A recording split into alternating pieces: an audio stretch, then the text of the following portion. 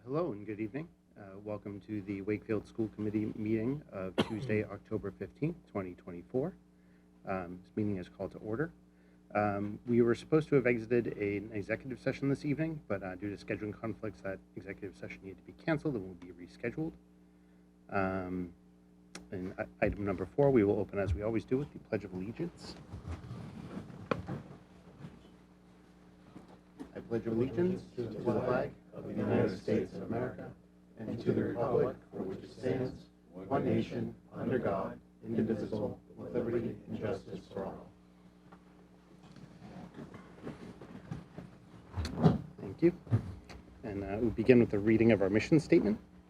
The vision of the Wakefield Public Schools is to graduate students who are confident lifelong learners, who are respectful and caring members of the community. Our mission is to prepare students for college, career, and community by providing rich and challenging curriculum, high-quality instruction, and educational experiences that meet their individual needs and interests. Item number 6 on our agenda would be public comment. If there's anyone in studio or on Zoom that would like to make public comment, they are welcome to do so now. No? No one on Zoom? No one in studio? Thank you. Just before we get to item number 7, which would be our consent agenda, I just wanted to take a moment to notify maybe the larger community, those who don't know, that a number of weeks ago, our school committee secretary, Judy Boudiette, passed away. And so those, so Judy was a large part of the committee. She's been around for a number of years. She grew up in Wakefield, and I think we really appreciated sort of everything that she was able to provide us. She had that unique role where, although our seats change often, she was sort of steadfast, almost as a member of sort of the administration itself, but on the public side of that. I think I appreciate where Judy chose to sort of spend a majority of her time when she was on committee, where she was the one that would write heartfelt messages to the folks that donated gifts to the district. And she took great pride in that. I think whenever a chair would come in, that would be one of the first things she would say is that, I understand roles might change, but I'm still gonna write thank you letters. And I always appreciated her for that, as well as for the, she would always organize the retirement dinners and always put a lot of thought and heart into it. So I think it's a great loss, not just to the district, but to those who knew her. And so I didn't want to go too far without commenting on that and saying how much I think she meant to all of us. So, Doug, if you had anything you wanted to say, or no, anyone? I think just from the administration, the district administration, and from everyone, faculty, staff, Judy was an integral part of the operation of school committee and also of us reporting and making sure that we were on task and on topic and making sure we were kind of getting everything done that we needed to.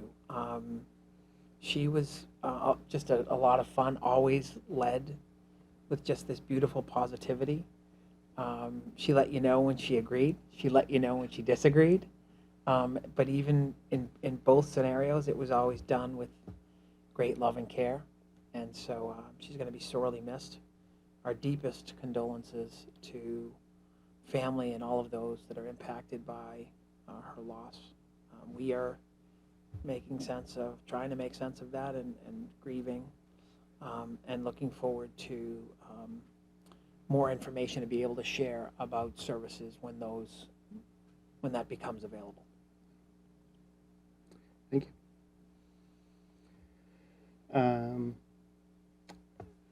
So Kevin, do we have a consent agenda? Let's see. We do. Apologies. This is 10. I don't think I do. I don't think we I have do one. have a consent agenda. So we don't have any minutes, I think, to approve for either. This is valid.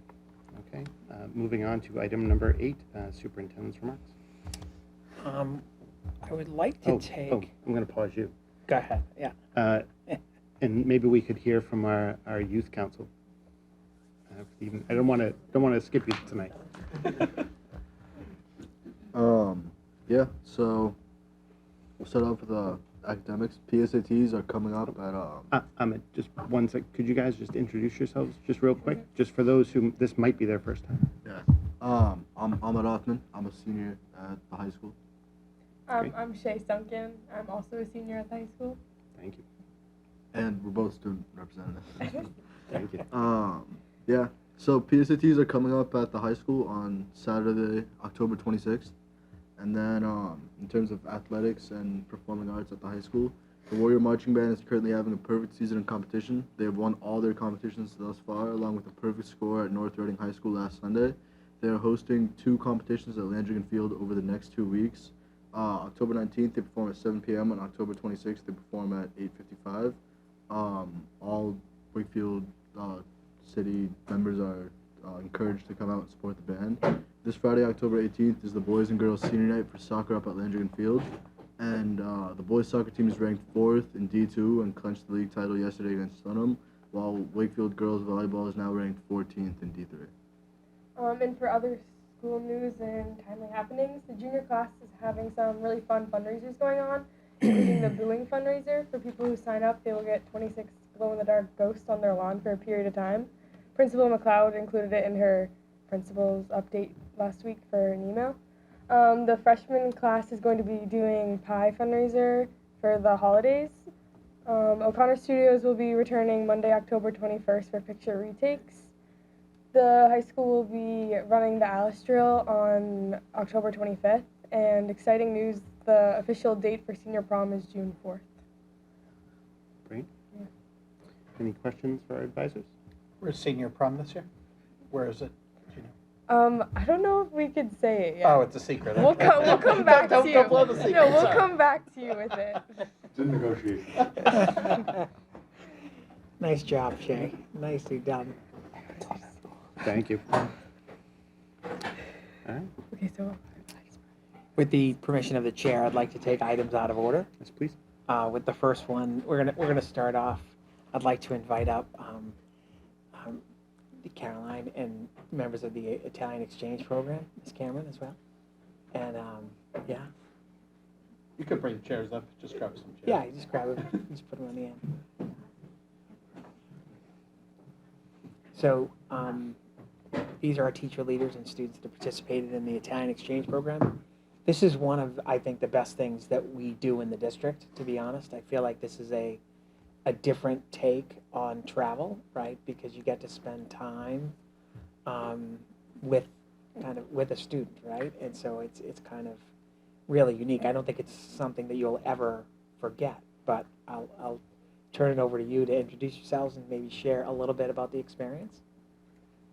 Well, I'm Caroline Lorenz, one of the coordinators. I'm a Spanish teacher here at the high school, and this is... I'm Catherine Cameron. I'm also a high school teacher here at the high school. I teach physics and engineering, and this is my first year on the program, so I'm really excited.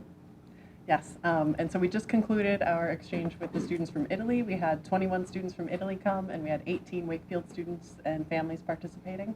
So it was a great exchange, and we've brought 2 of our students here to tell you about their experiences. This is Nico Livesey and Stella Bankston, and maybe we'll just turn it over to you, and I'll also maybe give my chair if you'd like to come speak as well. So one of our host families is here as well. I'm Stella. I am a 2-timer for the exchange program. I did the Switzerland program last year too, so I'm a senior now. I don't know if you guys have like specific questions, but I've definitely learned a lot from doing both programs. I completely agree with you when you say like it's a different take on traveling. Like it's so much more than just going on the trip. Like we have a whole nother trip that's like just going to the country you want to visit. But I think that the exchange program is so much more. You're learning more in-depthly, like you're teaching too. You're teaching like your exchange students the American slang. You're teaching them like what's like they have their own, they come to America with their own like stereotypes. My girl, like driving on the streets on the way, like when she first got dropped off, like driving her to my house, she's like, it's like a movie. the band for the football game, like it's like a movie, like she says that stuff, and I think that's awesome. Like that she's getting to experience these things that are like a movie. But the first weekend she was here, I also took her to volunteer at the Boston Food Bank with me. And if anyone knows that stretch that you have to go down, you know what the sidewalks look like. And I told her, I was like, Boston's a really nice city, but it also looks like this. So I'm just glad I got to share like those parts of her. Like, I'm not like, I wasn't expecting to be like, oh yeah, America's so great, this and that. Like, so she's getting a little like look into both sides of it.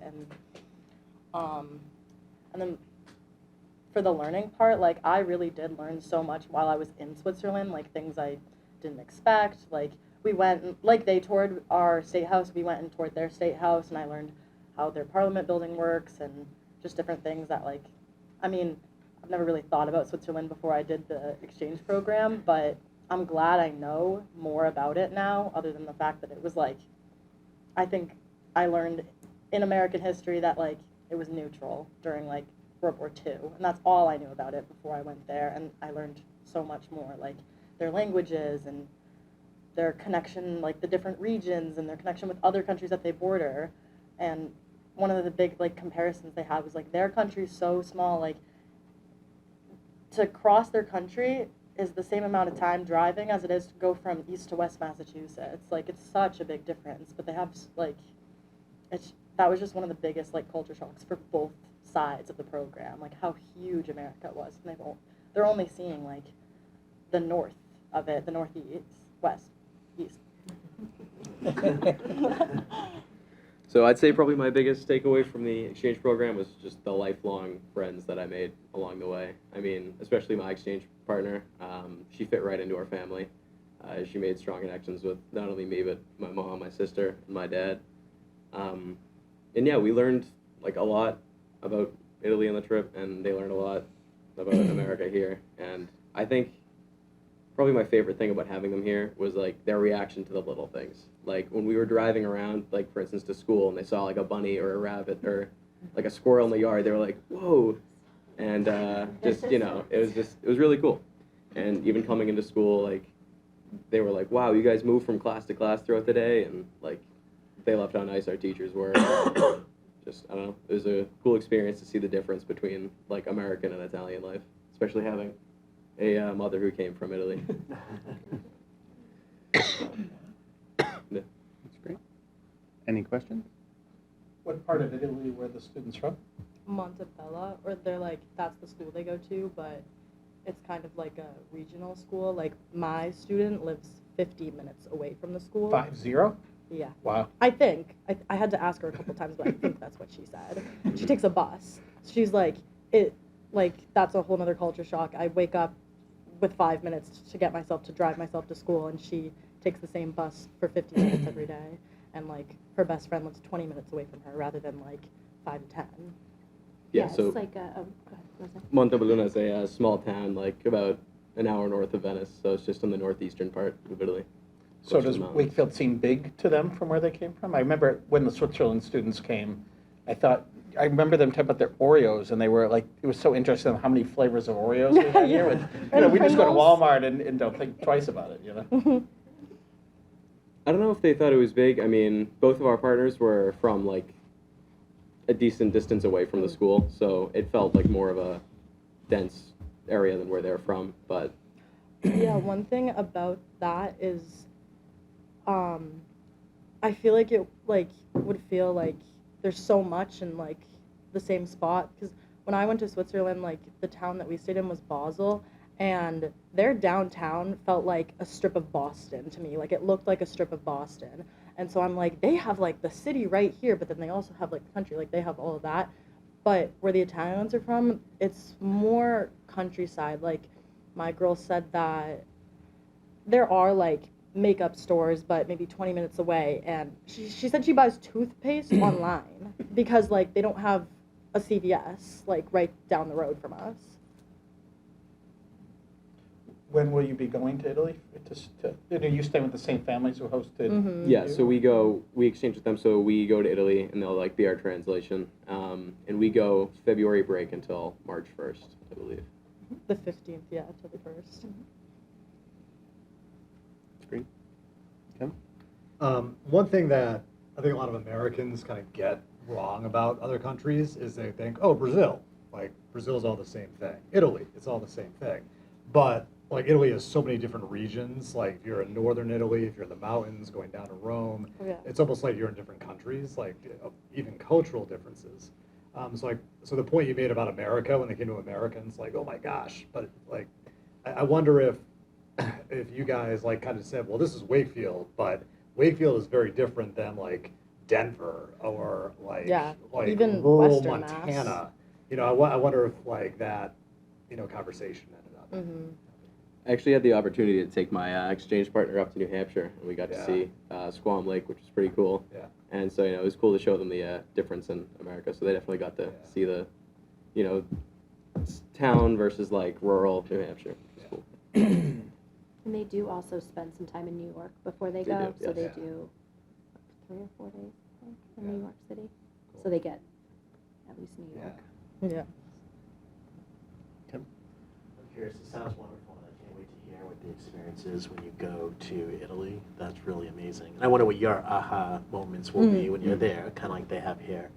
What I'm wondering, and this could be for mom too, if they were someone, a family considering or a student considering participating in something like this, what would you say? Like, how would you encourage them to potentially pursue participating in something like this or hosting a student? One thing about it, especially like the 2-time, because I've had very different experiences. The Switzerland trip, I had a boy as my partner. So just that is different too. Like the different connections you make. Like I wasn't as close with my partner last year just because like we don't have as many things in common, but we still got along perfectly fine.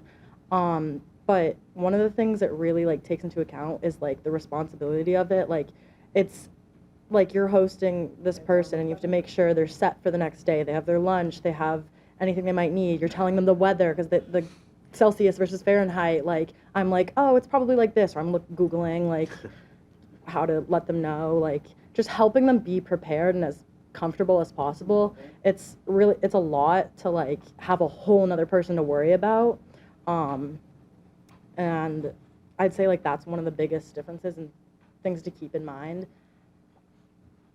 Yeah, I'd say if I were to try to convince someone to do the program, I'd say if you want to make a lifelong friend and show someone where you're from who lives 3,000 miles away and you want to like have probably like the best experience of your high school career, the program is definitely the way to do that because it gave us a unique opportunity to, make a friend and show them where we're from. And I really enjoyed that. And going to Italy, I can't wait to see just the differences. Thank you. Dr. Lyons? I was wondering if you could share a little bit about the language and how that worked, or any challenges that might have been there, and also any habits that might have been difficult for the students when they came to visit here. One thing with my partner is I'd say she was very adventurous. Like she was always willing to share like moments. Like she would go to tell me a story, and if she just couldn't figure out like how to tell the story in English, she would be like, well, I'll Google it later, or I'll tell you. And I really appreciated that because I know that's so scary. And it was a big difference from last year because they all spoke very well English, and my students' first language was English, so there's a much bigger language barrier. And also, I have a feeling there's going to be a like last year I was able to connect with his parents too, and we would talk about they were so interested in American politics. Like I would talk about American politics with his parents, and I was able to just have conversations with his parents. But my partner this year, her parents don't speak barely any English, so it'll be like a little bit different like that. And I feel like the biggest like thing that comes into play with the language barrier is like the level of connection you can have with them, whether it's like more helping them like try to figure out what to say or what to talk about with them.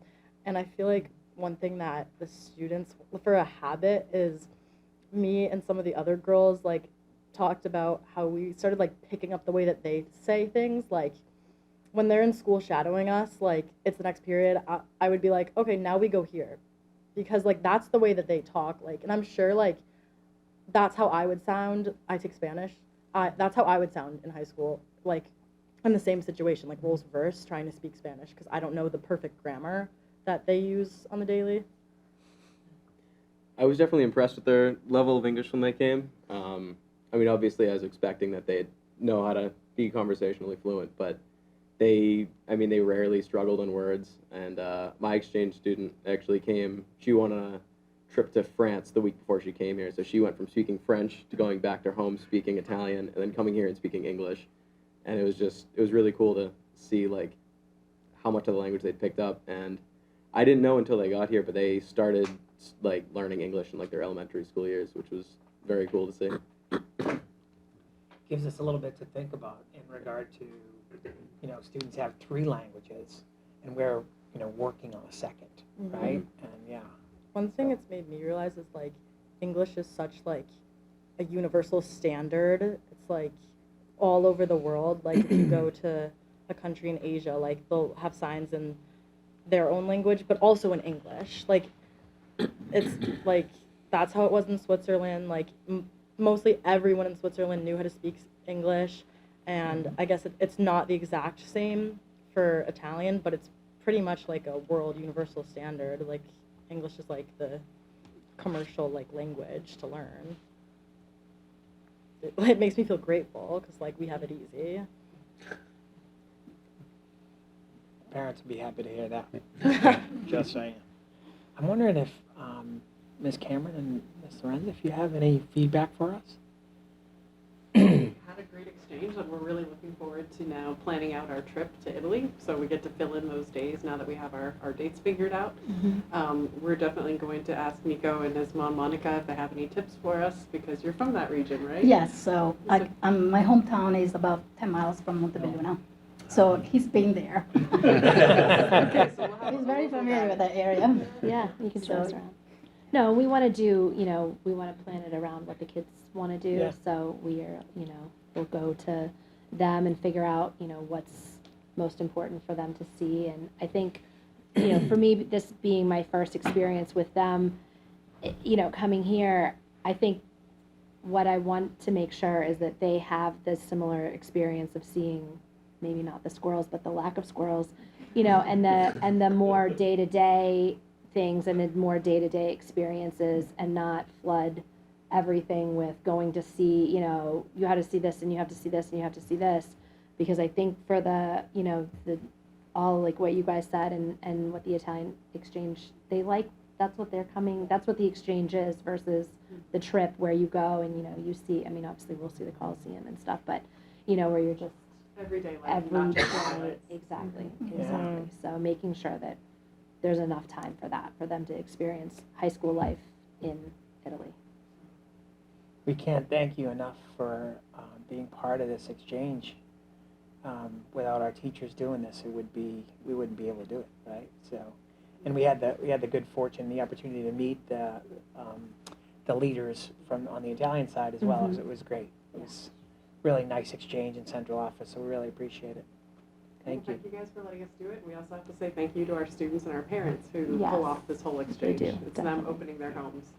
Yeah, so maybe after you go, you can come back and let us know. Thank you. That'd be Thank great. you. Thank you so you. much. Thank you. Much appreciated.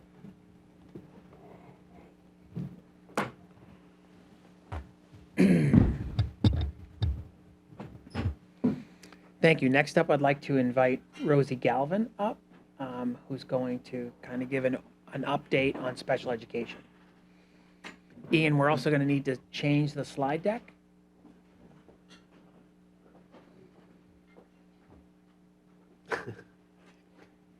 Thank you, Nico. Thank you. Thank you, Mario.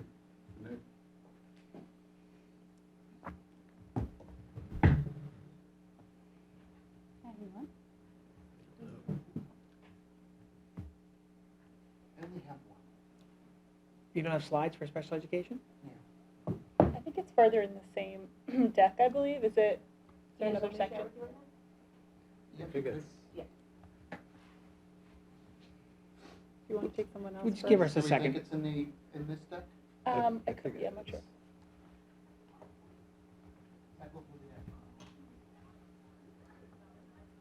yeah, it is. Yep. It is in there.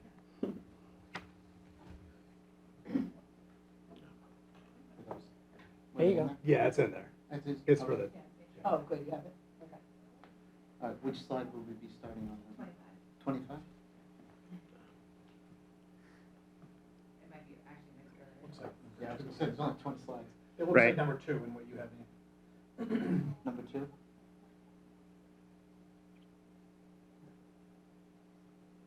Oh, is this not all special ed stuff? No. No. Oh, Yeah. that was my fault. It's Oh, a you it's a got that. different it's a different deck. It's a different deck. I was wondering I was when you gonna were say, saying that I slide- wasn't. yeah, So It's in the packet, but it's a separate deck. So Ian, we'll send it right over to you if you Yeah, give just give give us me 10 seconds. Oh, I see. Kara, do you have the update?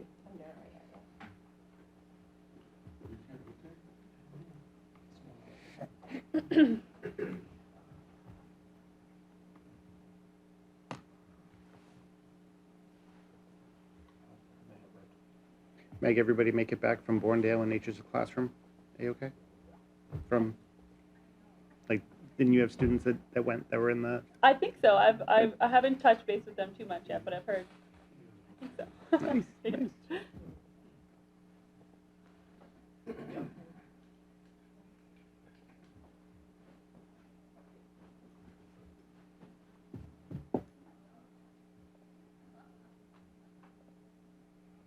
Thank you for everybody's patience. Yeah, should have. I'll look at alpacas all day long. Yeah, dead air time is. I was just thinking that. Really quality. Quality television. I was just wondering if we could move ahead. Yeah, I'm You wanna happy come to- back? if You you wanna- wanna- you know what? Mr. I'm- Chairman. If it's okay. can I- It is. What's your favorite color? I'm not telling jokes. So with the permission of the chair, I'll move ahead. Bev Elsowitz has kind of provided a letter and is seeking support of school committee to create a memory bench for Joe Boudreau, former student who was part of her program. It seems like just a beautiful idea, and she had asked if I could present that to school committee and ask for your support. So we're looking for a motion to approve that. Move that the school committee accept a motion to approve a Galvin bench in memory of Joe Boudreau. Motion's been made and seconded. Any discussion? Just have a question. Is this funded out of the local budget? Do we get a donation for the bench? I believe it's a donation. Okay, so this, Yep, there's it's also. not funded out of the local budget. Okay, so there'll also be a donation to fund the bench. And then I assume it will match whatever other benches we have in terms of style that are at the Galvin, or? could that So be- that will be done through facilities, so I'm Correct. sure it will. The what, where, and the size and all of that business will be done through Tim. Do we, and I think I'd seen this in an email, but Bev has gone through the other sort of kind of hurdles that you would have to go through for something like that. She's talked to facilities, she's talked to DPW, and, Correct, right? And so we're correct. kind of, good. Right. Just want to make sure she didn't need a letter and, She's already, she provided the letter. Yep. She's covered, I think, all of her bases here, and she's just seeking the approval of the committee. that's great. Seems like a great idea. Really appreciate her letter and sort of her drafting it. Great, and kind of the next motion that we're seeking your support on is the budget calendar that Christine put together. Oh, we didn't vote yet on We haven't that. voted Yeah, that was the discussion. We're still Right. discussing. All right. Any other questions? Okay, those in favor?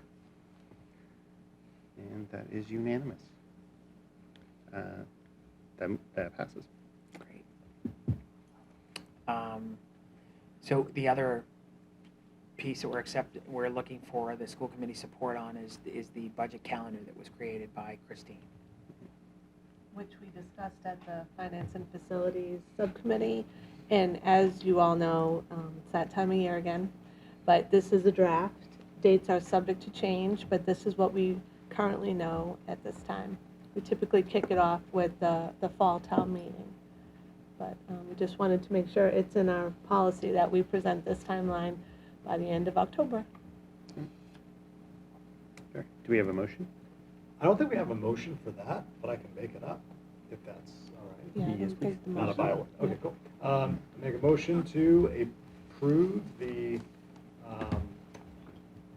calendar for 2026 for the budget. Second. Motion's been made and seconded. Any discussion? The only thing I would put in, just to follow up on Christine's point, we did discuss this at the Finance Subcommittee meeting, Yep. and which has the endorsement of the subcommittee. Brilliant. Thank you, Tom. Having no further discussion, those in favor? And also unanimous. Thank you very much. Now we can transition. Rosie? Great. Thank you for having me tonight. So, okay, great. So on the agenda for today is to just give a brief overview of special education statistics district-wide in order to ground some of the conversation and the later talking points that I'd like to focus on. As part of that, I'll also show that visual that you've seen before for vertical alignment of programs that we have district-wide. I'll touch briefly upon the new IEP that DESE has come out with that we're implementing this school year. And then really the bulk of the discussion will be about an overview about out-of-district costs for this year and kind of a multi-year look back to talk through trends, and then also touching upon circuit breaker just to inform you about what that program is. And then I will end it with just a shout out from CPAC and some upcoming events that they have. All right. So part of this overview that I know I've showed before when I've come to school committee in the past is just an overview of special ed services student district-wide. So right now we have about 18% of our population are students on IEPs. On the chart on the right, you can see kind of a historical look back with a comparison for Wakefield and the state, just so you can get a sense about the trends that we're seeing. Oh, got it.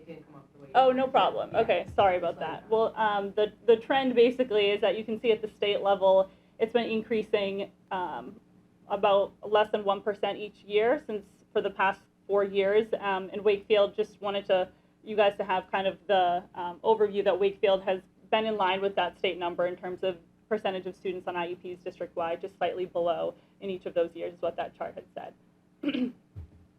And our most common disability categories is one is a specific learning disability, second is health, and then third is autism or communication, which has stayed consistent throughout the years as well.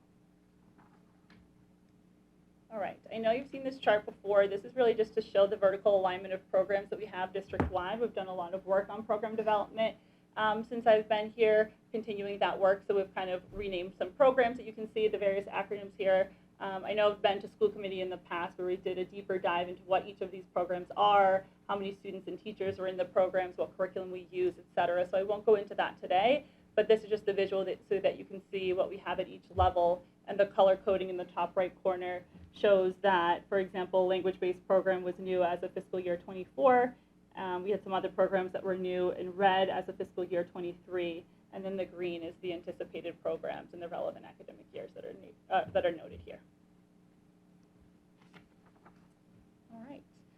I also want to touch briefly upon the new IEP that DESE has come out with. So we've done a lot of training last academic year, and we're continuing that training for staff this academic year as well and giving them various resources because it's a whole new format. And I'm excited about the change. I think that it is a lot of work for teachers, so definitely a shout out to all of the special education faculty who have been spending a lot of time to learn about the new format and implementing those in IEP meetings that we have, because it is a lot to learn. Looks like a lengthy document, but it definitely, I think, is a lot more user-friendly. It's a lot more focused, especially in the student's vision as driving what the IEP actually is. And it kind of almost puts it into a more of a graphic organizer type format for IEP teams who are completing this to really make sure that they're going through all of the right portions, having really measurable goals, focusing on student strengths and what they need. And there's different kind of formatting for the service delivery grid and progress monitoring as well. So in the link there, which I won't click into, you can see a blank template of the IEP. We've also had training through CPAC. I presented on Zoom, which is recorded also, to give families an overview about the new IEP and various resources that they have as well to be able to navigate it. So that's been shared with all families of students on IEPs district-wide, and happy to share it with you all as well. We're working on getting it onto our new Wakefield website. All right. So I just wanted to kind of touch upon an overview of out-of-district costs, especially as we're going into budget season soon, which is fastly approaching. So this chart here gives a look at what the out-of-district numbers were for fiscal year 23 and 24, and then also gives a current look at what the numbers are for fiscal year 25. So as you can read these numbers for yourself, but I'll just highlight some trends for you. So as you can see, the number of students has remained relatively stable. There was 36 students to end fiscal year 23 and 24, and we're starting with 35 students now for fiscal year 25. So you can see that it stayed pretty consistent, but it will go up as the year progresses this fiscal year. In terms of average cost per student, that you can obviously see that that's increased dramatically in the past couple of fiscal years. So average cost in FY23 was about $75,000 per student, $84,000 in fiscal year 24, and this year's average cost per student is a little over $117,000 for out-of-district tuition costs. In terms of, I wanted to put the range in there as well, just to really highlight that it can be very different pending student, what their placement is and what their needs are, and can vary greatly. So it's a low of $24,000 and a high of $352,000. That stayed pretty consistent. But really the total tuition cost you can see has really increased throughout these fiscal years. So it's a 13% increase from fiscal year 23 to fiscal year 24. And right now, with the numbers that we have to start the school year, it's a 28% increase. And we have a $4.12 million out-of-district tuition cost for this year. So I just really wanted to highlight these because obviously you can see that there's a trend in these numbers increasing, and they're primarily due to various reasons. So could be students moving into the district, some who are requiring residential services, which is a higher tuition cost compared to those who don't. So I'll talk a little bit more about some reasons why these out-of-district numbers could change in a given year and some of the factors that are known and unknown. But I just wanted to give this overview in terms of the numbers throughout the past 2 years and where we stand right now. I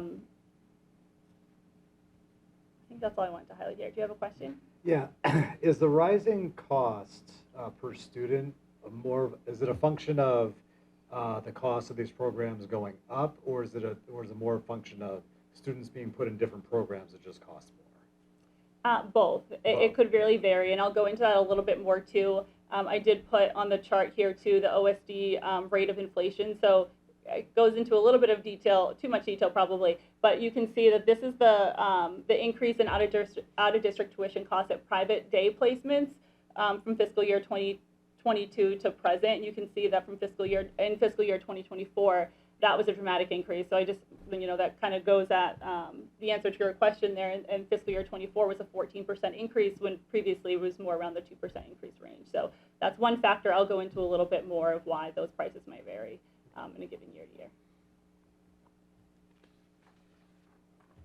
Okay, so speaking more to your question, kind of some of the unknown variables that might impact out-of-district tuition costs.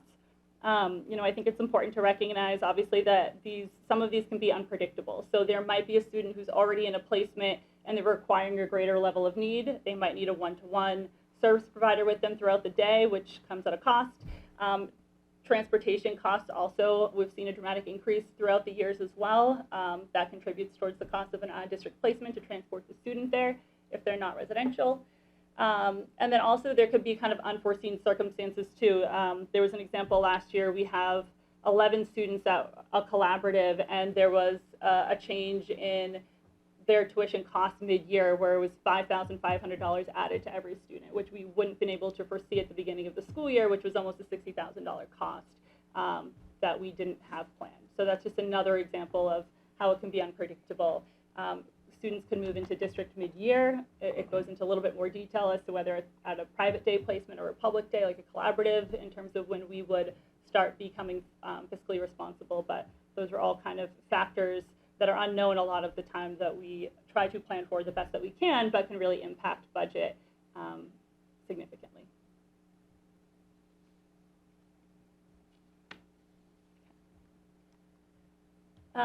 So along with the discussion about out-of-district, we wanted to highlight the circuit breaker program and really just explain what it does and give an example so that you can see what type of reimbursement we might get back. And I'll go over that chart there at the bottom in a moment. So overall, circuit breaker is really plays a crucial role in supporting districts, public school districts, to support the needs, the costs associated with students with high needs who are placed in out-of-district placements. So basically what happens in terms of circuit breaker is there's a reimbursement threshold. So I'll go through the example at the bottom, which relates to the middle bullet point here. So this is an example from last year for a random student. So their tuition cost is there in the first column. The transportation cost also plays into circuit breaker as well. So you can see the total tuition and transportation cost combined is a little over $125,000. The threshold for circuit breaker changes every year. So in fiscal year 24, the threshold was $51,721. That increases every year incrementally. So for this, you take that total cost, the $125,000, you subtract the threshold of $51,000, so you have $74,076 above the threshold. We get reimbursed back for 75% of that cost. Between the actual cost we spent and the student meeting threshold, we get 75% back, typically. That 75% could change yearly too. It's not guaranteed, so it's another factor that could be unknown. And then also the threshold changes every year as well, which it goes up obviously incrementally. So that's just one example of circuit breaker reimbursement and what we might typically get for a typical tuition and transportation cost for a student. Most of the students on our out-of-district caseload, that's 35 students right now. Last year we ended with 36. Most of them do meet threshold for circuit breaker. When I looked at the calculation today, it was about 80%. So out of the 36 total students who were out of district last year, only 8 of them didn't meet the threshold for circuit breaker. So it really is the vast majority. All right. Almost there. A couple challenges associated with the circuit breaker program, many that you can probably assume based on the explanation of that, is the first is delayed reimbursement. So we, as a district, pay upfront for all of those costs. So we pay for those costs throughout the year. In June, my office does a lot of work on circuit breaker reimbursement, which kind of touches upon the last bullet point here in terms of just a lot of tracking associated with this, very strictly so. So we spend a lot of time in June doing all of our circuit breaker reimbursement and submitting it to the state.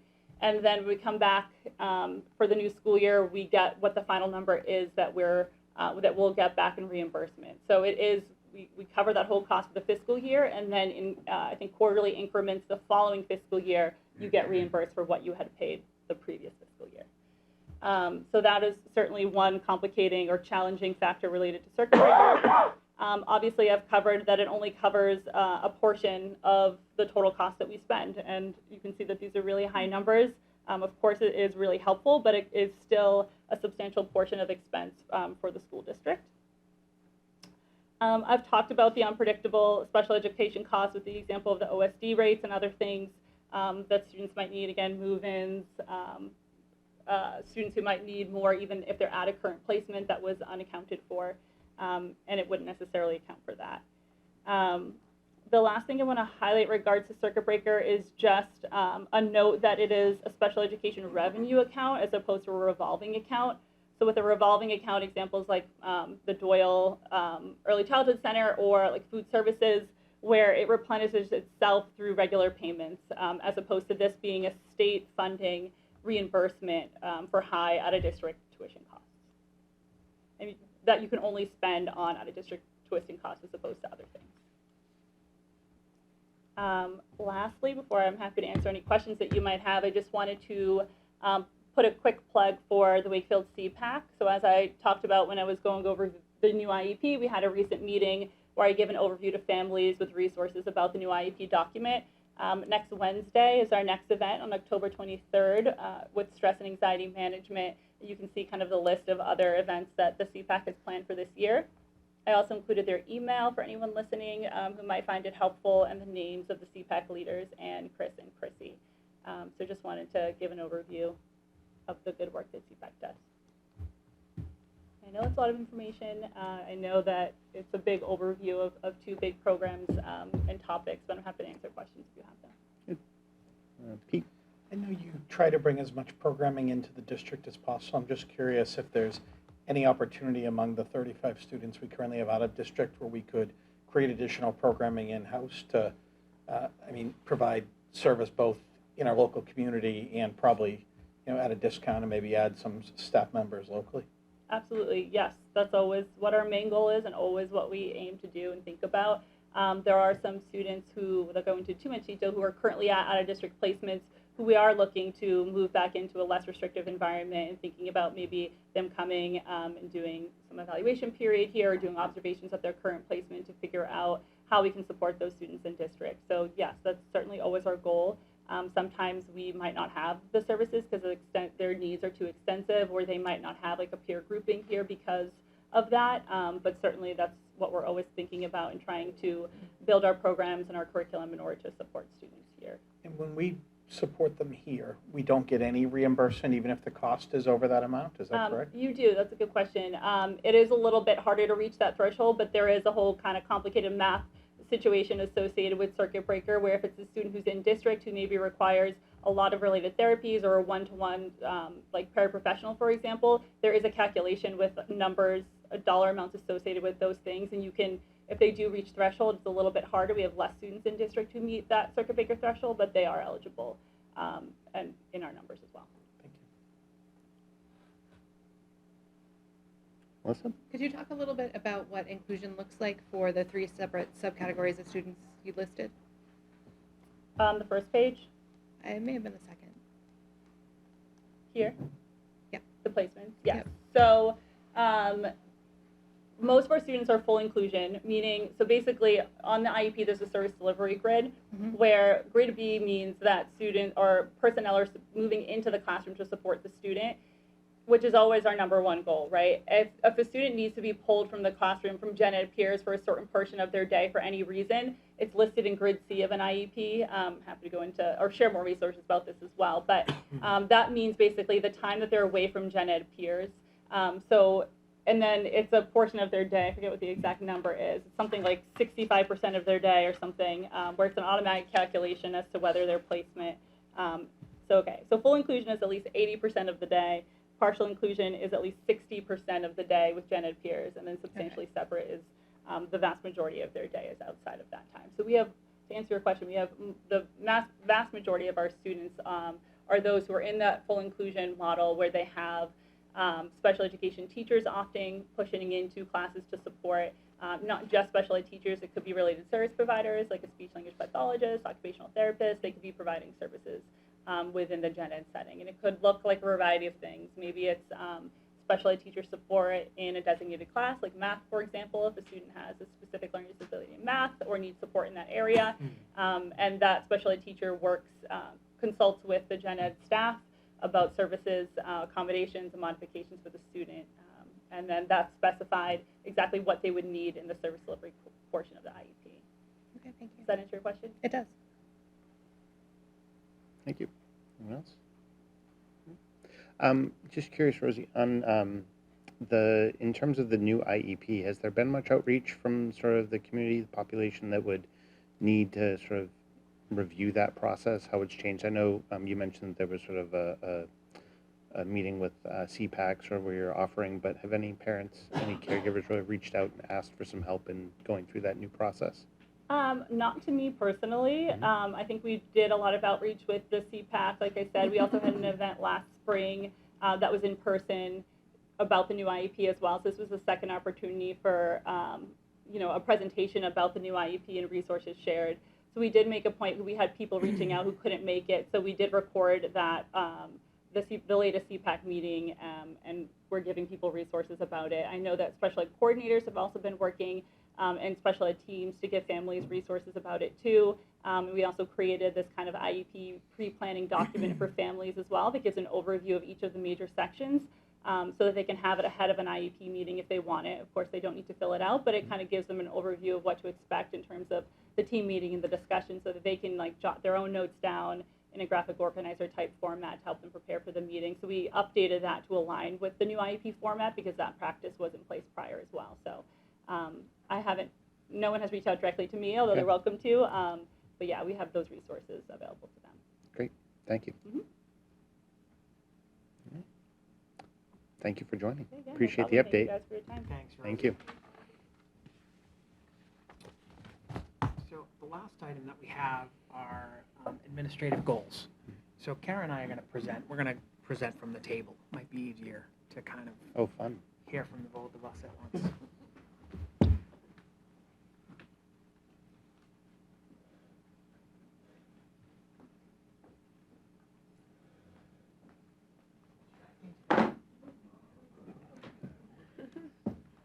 This is where it's just getting interesting.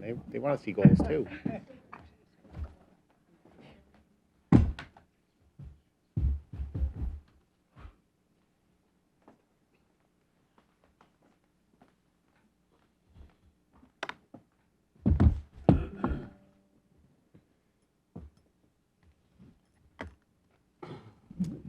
Thank you for switching the deck, Ian. I appreciate it.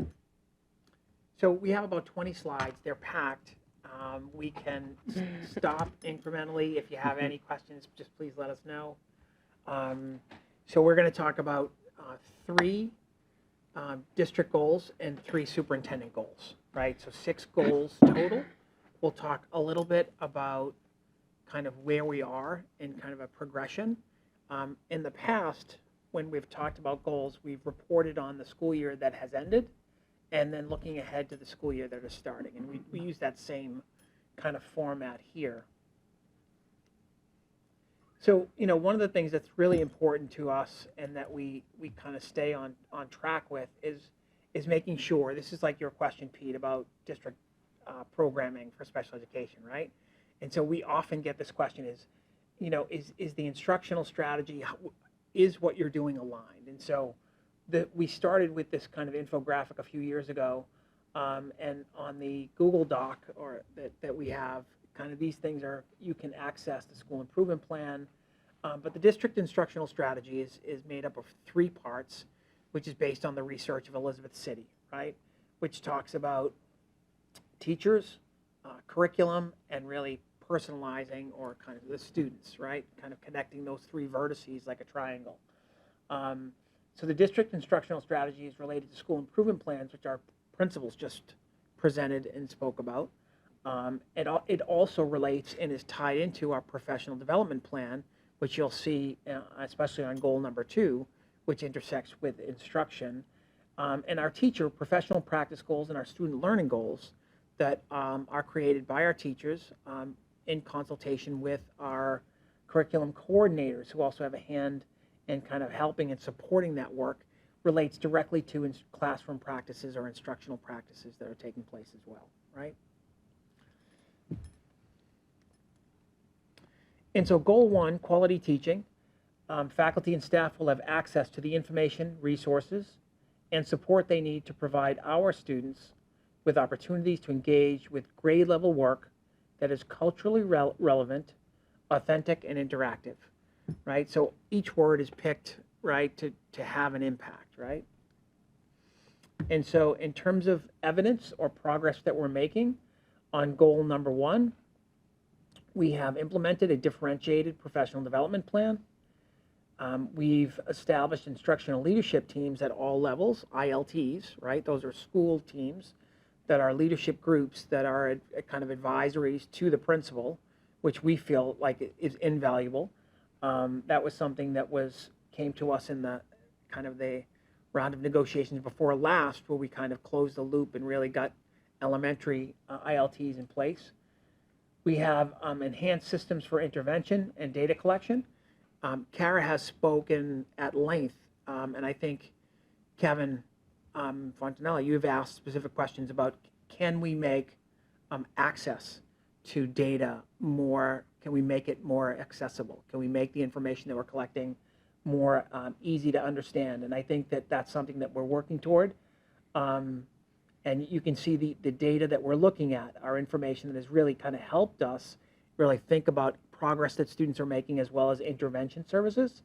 For example, DIBELS, iReady, MCAS, we're talking about tiered systems of support, as well as the grant team that is working in that space as well. We've worked with Liz Doucette and the mentor program for new educators that we're welcoming into the district. We've improved student attendance in 23-24 at all levels. Our principals have worked with teacher leaders, and we have improved our rates of student attendance in 23-24, and they're continuing in 24-25, which is a big area of focus, not only for Wakefield, but for the state as well. So we've advanced kind of special education programs. You saw the infographic from Rosie a moment ago. We've continued with our expanded preschool pilot at Woodville. So we have 2 classrooms at Woodville that are preschool classrooms.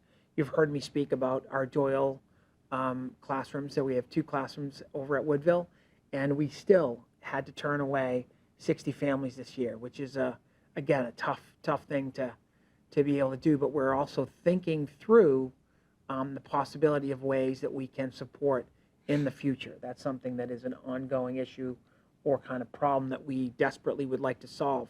The longer we have students with us, or the sooner that we have students with us in the Wakefield Public Schools, we feel like the greater chances for success and kind of progress that we can make with them and them with us. So more to follow on that. We have successfully hosted an early literacy academy for the 4th summer. This is, again, one of the best things that we've done. You know, we're really pleased about kind of focusing on our new students that are coming into the district, that we are really helping hit the ground running through the Early Literacy Academy. We've implemented a LEAD program for English language learners at Woodville. We're also finalized the Unit A contract, which was a terrific milestone for us. I think, you know, our goal was to create a new contract for our teachers. It's well deserved, right? It's well deserved, and I think it is kind of a symbol of recognition for the work that our teachers do every day, and we're pleased to be able to settle that this past spring. We've also added 5 additional instructional minutes in the day, which we feel is a plus. We've been working on that for several years. So a few contract rounds, we've been working on those 5 minutes. 5 minutes in the course of a day is 15 minutes in the course of a year. Oh, Kevin has a question. Do you want us to hold questions to the end? So if you have a question, happy to take it. What do you got? You sure? Sure. Could we pause at the end of the goal so that we Sure. can talk about what's doing and next steps maybe? I didn't hear you. Can we pause at the end of the goal? Okay, great. Sure. So this is just one more slide in this for goal 1, Kevin. So so just kind of looking ahead for next steps. So this is not 23-24, but 24-25. We are working as part of our settled contract. We're going to have, or supervision evaluation was a part of the contract, not a new part, but a part that we hadn't kind of met with our counterparts with the WEA for some time. We're now looking to kind of work with them and look at our teacher rubrics for the effectiveness, and really think about the possibility of updating the rubrics that we have and using as a reference the newly updated DESE teacher rubrics. We're looking at expanding learning walks in classroom observations, as well as instructional feedback. We've launched a redesign plan for educators to earn their 15 PDPs. So by moving the days and also cutting back a little bit on the time, we've had to be a little creative to make sure that our teachers are getting their 15 PDPs to renew their license, right? So the district, part of the PD plan for the district is that we provide 15 PDPs. And in the course of the year, teachers can take additional courses or do additional professional development outside of the school district to get additional PDPs as well. So we're looking to provide SEI professional development focused on addressing multilingual learner needs and enhanced instruction, as well as resources and program development. So our MLs are a growing population that we need to be very thoughtful and attentive to. And the sooner, it's a little like our Doyle population, the sooner we can provide effective services to those students, the best opportunity that those students will have to kind of acclimate and participate in their learning in a very significant way. We're also looking to maintain the current teacher rates. Our retention rates are among the very best in the Middlesex League. Very pleased about that. and the retention rates both for administration and teachers is kind of is an indicator now of not only continuity but also success for districts. So that's something that we think is very positive. We're looking at developing a funding plan, an alternative funding plan, in the event that the Department of Secondary, Elementary and Secondary Ed pulls back from supporting the Early Literacy Acceleration Academy. So we're looking at different ways to do that. We're also looking to partner with instructional leadership teams and principals to identify and implement 1 or 2 preferred instructional practices. So instead of saying, we're going to value everything equally and, get into these big numbers, just to get feedback from teachers, what instructional practices do you and your core group, or you and your academic on your team, or in a department, what instructional practices do you think can make the greatest difference for us? And really think about how we might look at that, show that, and share that practice, right? Instead of implementing something from top down, but really doing this thoughtfully and getting feedback from teachers as well. Oh, go to. Questions before? Do you have a question? Yeah, for 2 slides ago, can you just give a definition of equitable grading practices?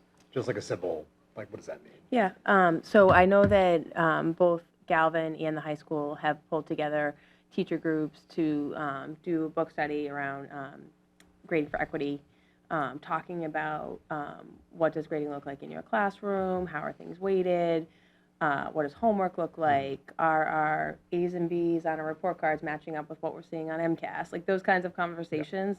Are performance-based assessments better than pencil paper? So just trying to have more conversations around how students are being graded, what that looks like class to class.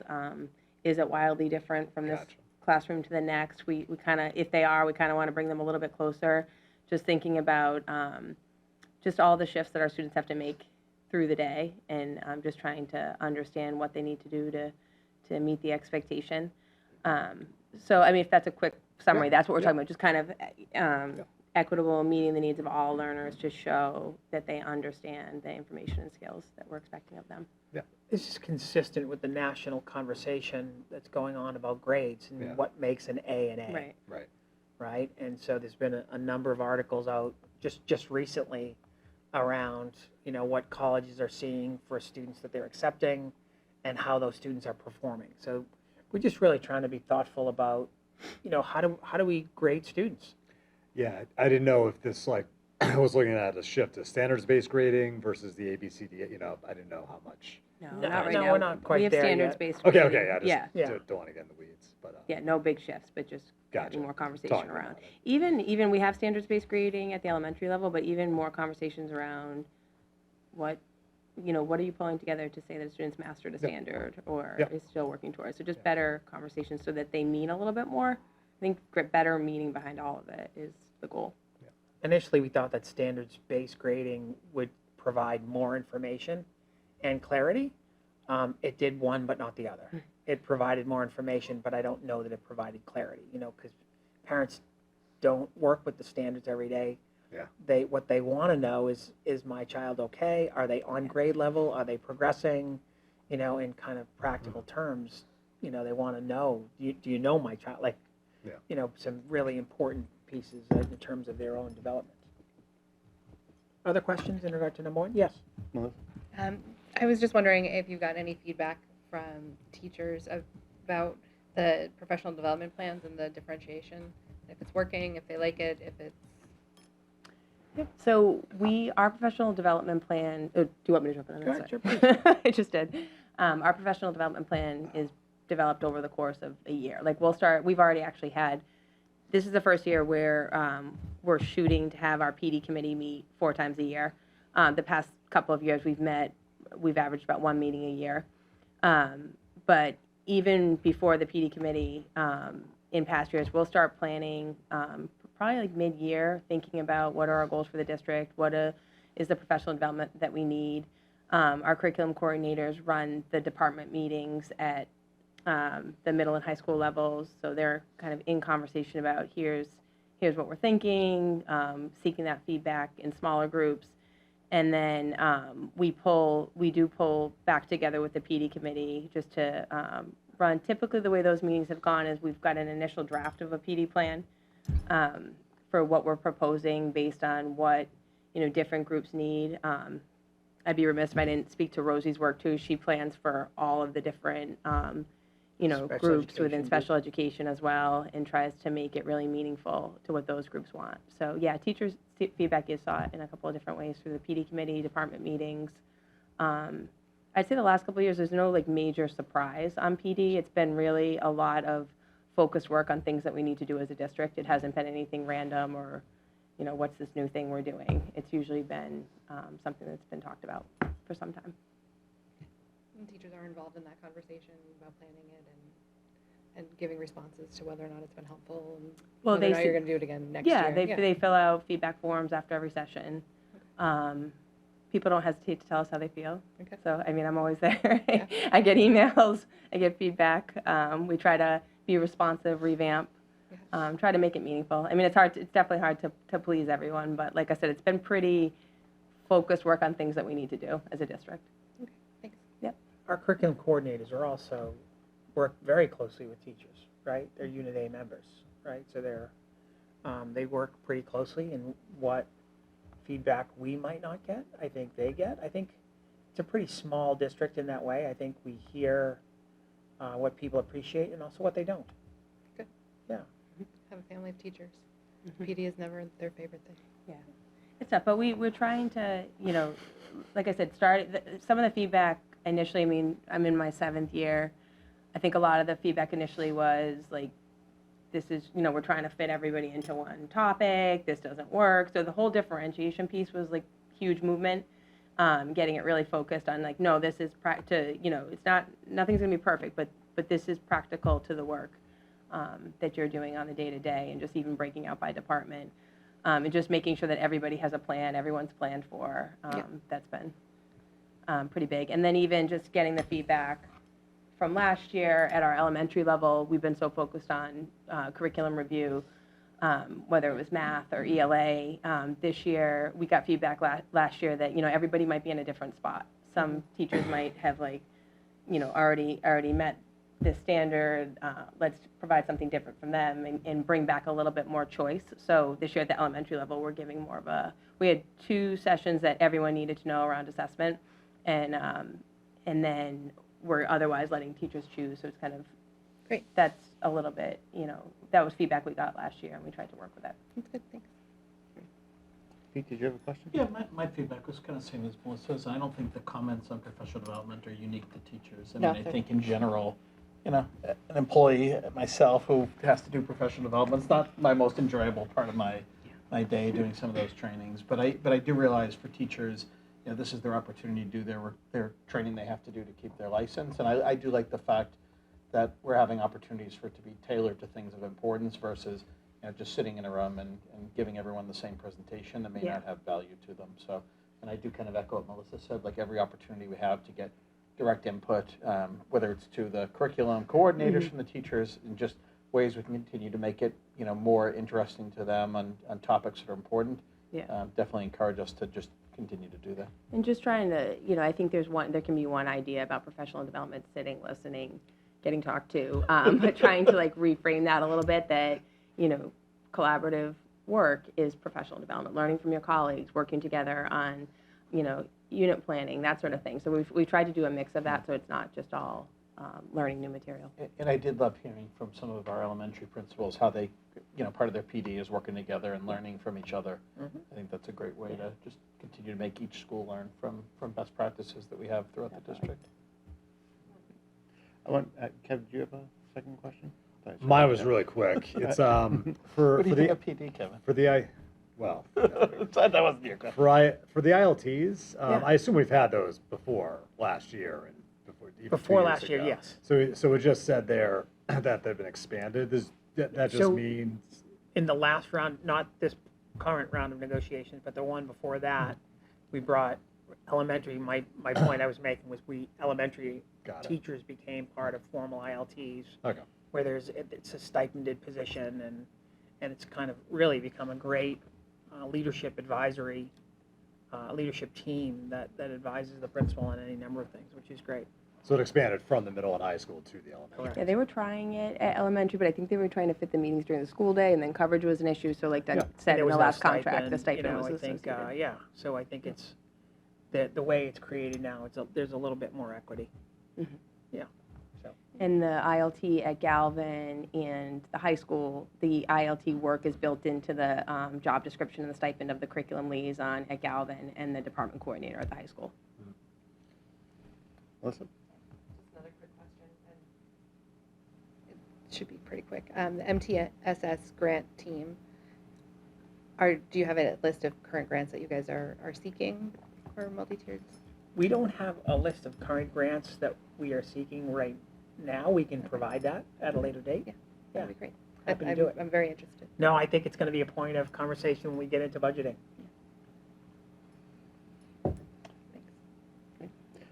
I just had one, a comment and a question. A comment being, I wonder if we don't call the pre-K at the elementary a pilot anymore, because I think the pilot would be whether or not that was going to work out.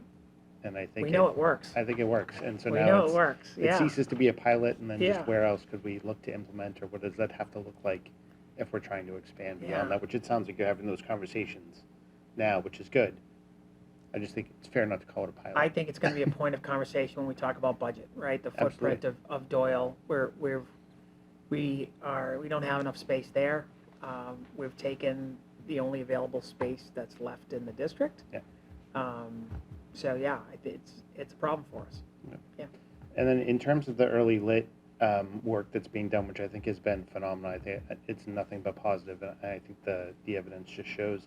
But I know has it been 4 years it's been grant funded? Yeah. Yes. And This year, the grant was reduced significantly. It wasn't quite cut in half, but it was reduced by a lot. So we Okay. had to rethink things a little bit this year. And so that gave us sort of an indicator that we should probably start looking at Yeah, other places it's to sort of, coming. okay, great. Yeah, so, but this year worked out well. So we didn't have the COVID restrictions that the first couple of summers had. So this is the first summer that we ran it over the course of 1 week instead of 2.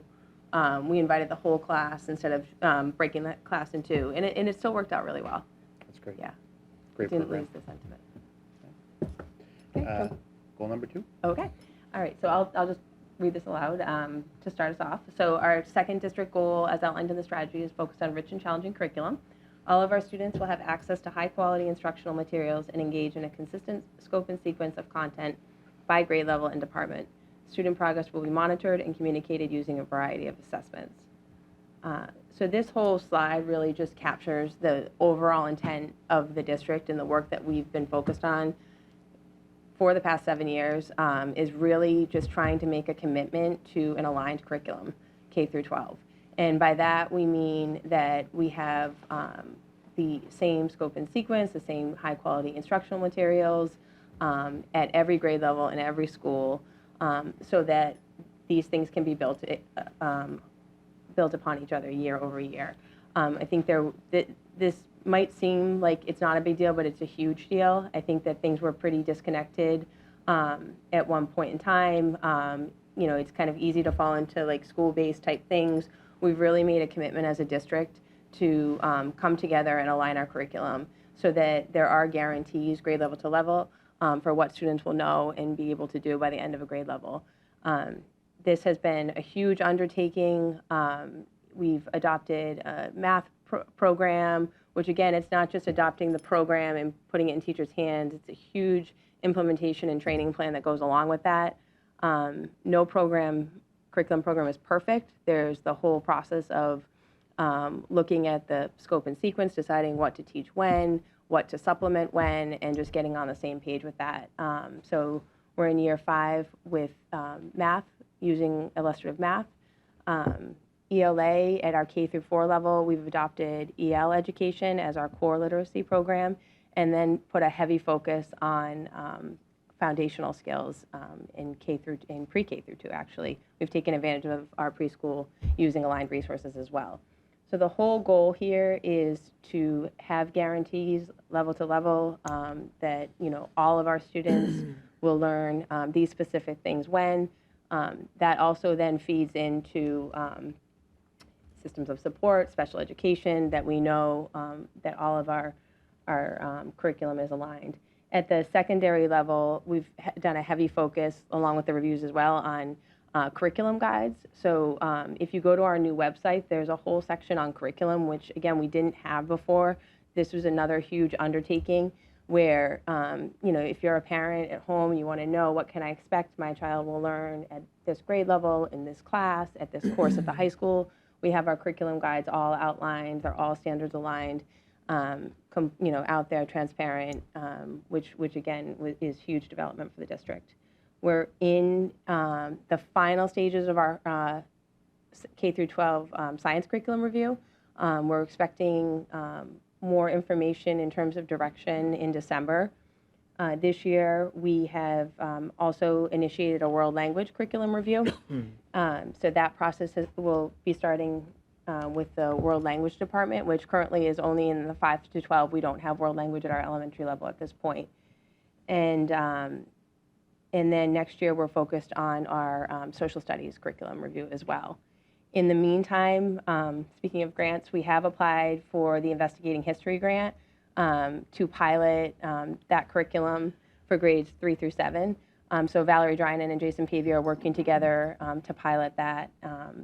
We definitely had more scattered resources at the elementary level, so we're looking to align there where we can. So that's more to come on that for next year. And then I will say, too, a big topic of conversation, too, are the updated, the comprehensive health and physical education standards that DESE has released. We have been kind of working on this the last couple of years to just really analyze what it is that we have going on in our health and PE classes and what the new standards call for that we might not have. The goal is for districts to begin the process of implementation 24-25, and then the expectation for implementation 25-26. So I have to thank Mike Murphy, our new athletic director. Chris Tolios is our health and wellness department coordinator at the high school. Both of them have been doing a lot of work on this, and we're fortunate to have our professional development this year focused on that work and working with Team Lighthouse, who had been advising DESE on that, on the changes to the standards. So they're coming in to train our teachers too. So that should be pretty good. I don't have the clicker. It's all set. Oh, thank you. Okay, so again, just looking at next steps, I talked a lot about work that's happening that will obviously continue into the next year. We are, as Doug mentioned, we've gotten better, but still working to get even better at our data collection, just so we really understand what our students need and how we can adjust instruction accordingly. We are trying, again, to think about the curriculum that we do have and how that can not only provide general support to all, but how it can, push our students who need more and provide intervention for our students who need to be pulled up to grade level. I talked about the world language curriculum review, the continued alignment. I think I hit on a lot of this. I believe Dave Robinson spoke at one of the other curriculum meetings about the internship, the student internship pilot at the high school, which I think is going to be really interesting to see how that plays out. And then we've also been working with Wakefield Academy to provide support programs where we can. We started last year with the Boost program, the Math Boost program, which was a huge success. We're really trying to think about just knowing, just people's capacity. Our teachers are working incredibly hard. They're taking on a lot of new things during the day. Definitely our students are working hard. We're trying to think about after school opportunities that are fun and enjoyable and will also get students to learn. So last year we piloted our Math Boost program through Wakefield Academy, and the design was really great in that it allowed classroom teachers to basically support their own students from their classroom. It was in grades 1 and 2 last year, and we used our iReady data, teacher input, classroom observations to identify 6 to 8 students in the class that weren't eligible for intervention during the day but needed that boost to help get them closer to meeting grade level standards, and it worked out really well. The teachers loved it because there was it was an additional paid opportunity. They got to work with students in their own class who they already knew. They knew them as learners. They had relationships with them already. I think parents were happy because of that as well. So it was just kind of a feel-good opportunity that worked well right after school. This year, we just posted for, we kind of looked at our data. We would love to be able to afford every grade level, but we can't. So we're going to try math in grade 1 this year, and then we're going to look at a literacy boost in the spring. I believe we're going to be targeting grade 3. And that's it. Any questions on goal 2? Melissa? So the after-school programming that's given to kids that need the boost that are identified by teachers, is it cost-based? Do families have to So pay for it? if your student is invited, it's free of charge. Yeah. Okay. So we can only so you figure we budgeted for 12 teachers. So we have 12 classroom teachers in first grade. So we budgeted for 12 groups of 6 to 8 students each. And the students, it's free of charge. And then there's a stipend associated with it for the teachers. For the teachers, okay. And the families that were offered that opportunity, did anybody say no? Or was there a high percentage? A high percentage. I think our lowest group was 4, but we're trying to plan it that we have, we want the groups to make sense, that they're students with like needs, but we kind of try to have a couple of backups in the queue that would benefit if students can't for scheduling reasons. But I would say scheduling reasons were the major reason if students couldn't participate. Either they had extracurriculars that got in the way or something like that. But we did have pretty high participation. I could find the number by the end of the That's okay. presentation. You can send it to me later. Okay. Rates of participation are really high when an invitation comes from your classroom teacher, right? Because they have a relationship with your child. They know what the strengths are, what the challenges are, and if they think that this might be something that could help, I think that recommendation alone, and knowing that you're going to work with your classroom teacher as well, I think is this is all by design, right? It is designed to have high rates of participation. It's designed to have existing relationships. So, but we can get that exact number for you. Yeah, I'm always just worried about the impact of cost or opportunity costs on kids. Yeah, of course, it's giving me the circle. Yeah, don't worry about it. Any other? Kevin? So we've done a lot of work with bringing a new curriculum, training teachers how to use the curriculum. So we've put a lot of work in there the last 2 years. I guess my question is, are we going to allow like a 2 to 3 year runway to judge how the curriculum is doing or working? I guess the real question is, how do you assess that it's working? Like what's your metric to basically say Empower Writing Strategies is working from grades 6 through 8, and we know that because of X? Or how do we know that illustrative math is working? Like whether it's MCAS scores, iReady scores. Yeah. Like what's the metric we're looking at just to judge? So I think one thing that's important to note is that we have a curriculum review cycle, which requires or kind of we pull back from the cycle when we've needed to take additional time. But it kind of keeps us on a kind of track, and we have part of our budget is dedicated toward curriculum review and renewal, right, which is unique to Wakefield, right? Many districts don't have this, right? I think we worked really hard and long to kind of get this to be part of the budget, right? And so that's one piece that kind of keeps us on a kind of a path or on a calendar is we have this kind of review and renewal cycle. But I think Kara could talk a little bit more around kind of what are we looking at or what are we thinking about as indicators that it is an effective curriculum. Yeah, I mean, I think definitely, like Doug said, we're using like a 5-year window to, every 5 years, let's like pause, look, how are we doing? Yeah, we're looking at MCAS score improvements, we're looking at iReady data, we're looking at, teacher feedback, observations, informal data. So it's really a wide range of things that will let us know that we're moving in the right direction. Okay. So you just said 5 year. So like we're planning to keep this. That's for how we're 5 operating years. on the curriculum review cycle. That every 5 years we're taking a look, and that's the cycle that since I've been here we've been on. Math was first, then ELA, science. We're now getting into world languages, and 5 years ago they did a world language review. Social studies would be the same. So even though you're hearing about in goal 2 several curriculums, they're in different years of implementation. Yeah. And we had 151 students last year. Yeah, so it was 72 first graders, 79 second graders. So pretty good participation with average groups about 6. That was for the math boost. All right. I was curious, just in, as you sort of said when we were talking about language, sort of world languages, you said yet when it came to sort of elementary. Do we feel like we have time in a day to sort of introduce, sort of some of those younger grades to?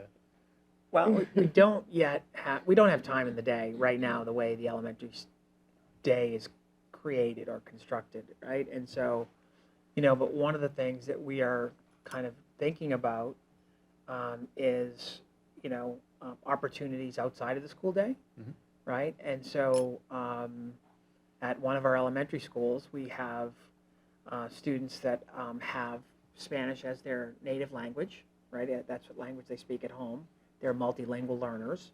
And we have some students that are interested in learning Spanish. So one of our principals asked if, could I create an after-school program and invite kind of both groups of students? And we thought it was brilliant.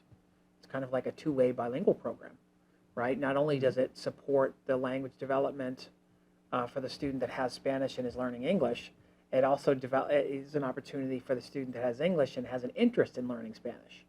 So we're looking at and thinking about situations like that, but we don't have a formal proposal in the queue for elementary. We don't know how it would fit, or if it would fit at all.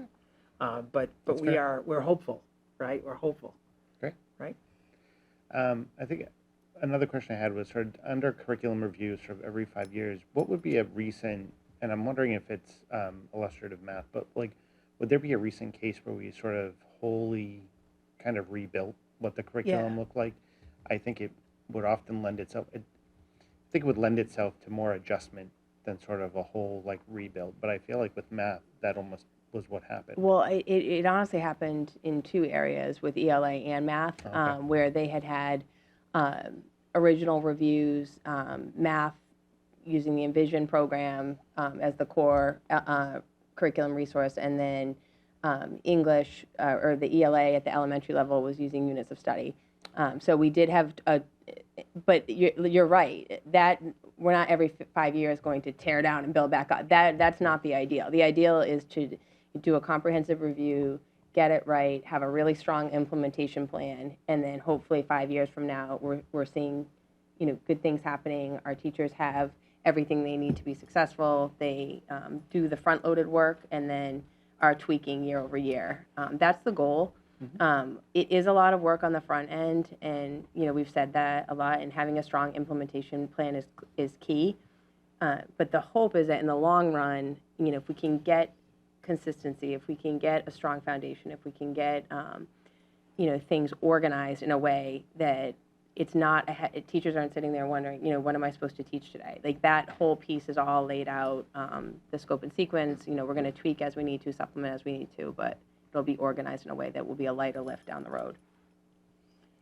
But an important takeaway, and I hope people can hear this, is that there's flexibility, right? So, if we have an opportunity to do more, we will. If we need to take more time, we will as well, right? So that's an important piece. And then, sorry, Pearson at the secondary level was an original curriculum resource for ELA that was dropped as well. And we've gone with the standards aligned curriculum guides.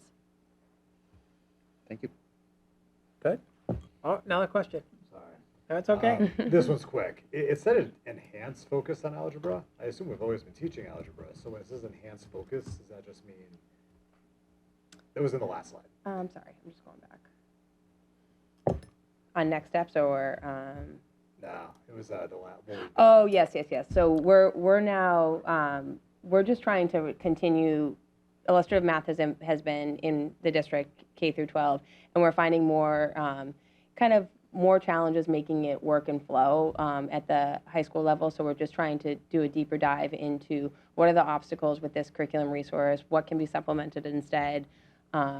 what's working well, what do we need to refocus on. So that's where those are the two classes that we're looking at more carefully. With does illustrative math make sense? What parts of it do? Where it doesn't make sense, what are we using instead? And having better conversations with the math department at the high school. Because we do have a different structure at the high school, just the nature of the tracking that we have. We have college prep, we have honors, we have AP. So just now, that starts to tease out, different needs in different classes. So whereas we have heterogeneous grouping at elementary and middle. So it works out differently. It's just there's some additional challenges at the high school that we have to consider. But we are still teaching algebra. Yeah, Well, I know we never you- stopped teaching algebra. Well, no, I assume we were teaching algebra before this enhanced focus on algebra. Yeah, yeah. I just didn't know what that meant. Just on So, the resources, and are they making sense?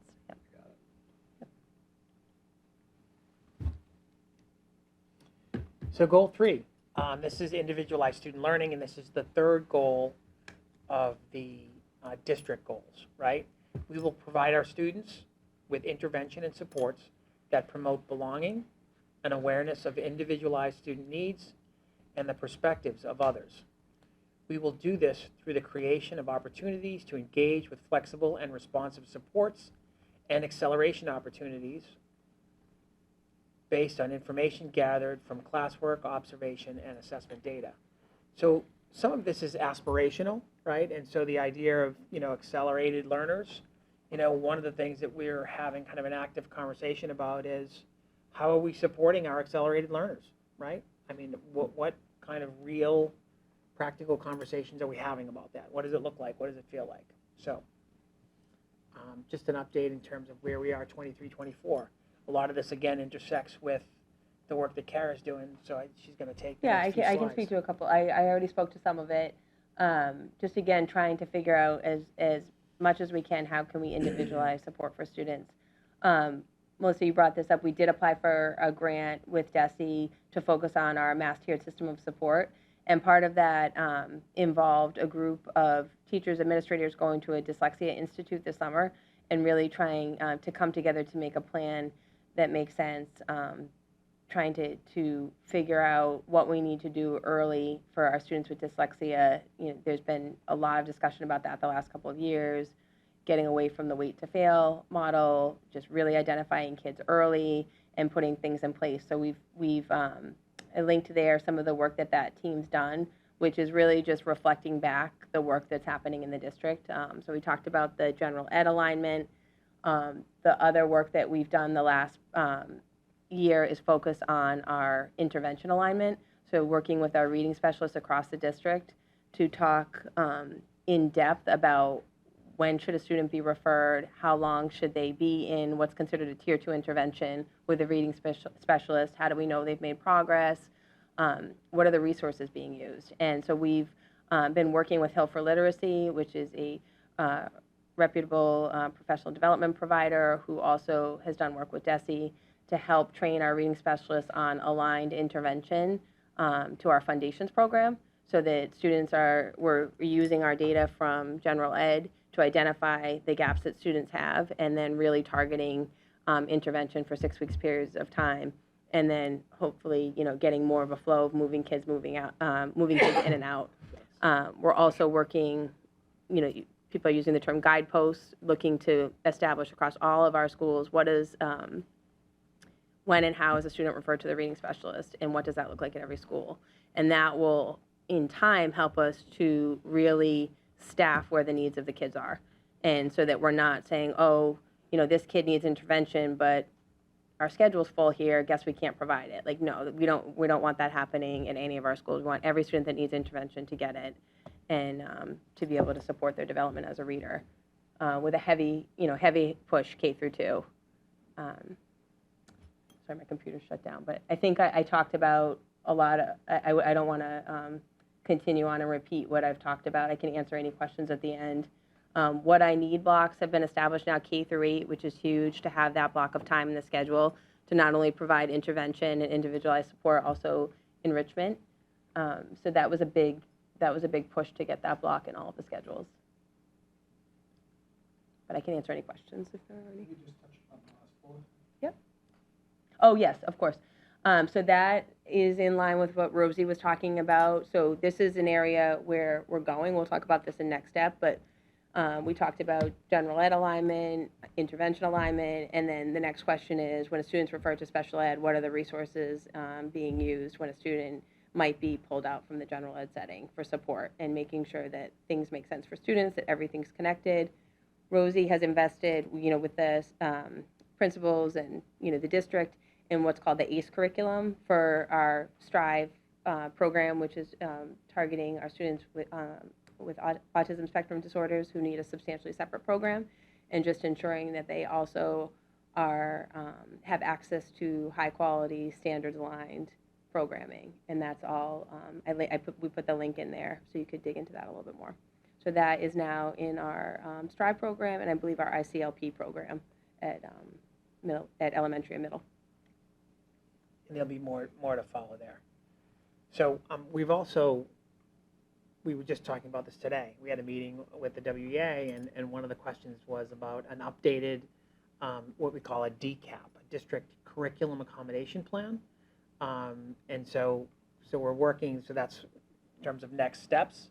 That's one of the things that we need to get squared away, and I think Kara hit the nail on the head in terms of really expanding curriculum offerings in our special education programs to make sure not only that they are accessible, but there's continuity, and if students kind of migrate back into an inclusion setting, that they're able to kind of, so that there's some matching.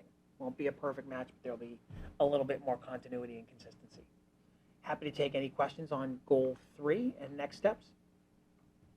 Any questions on individualized learning?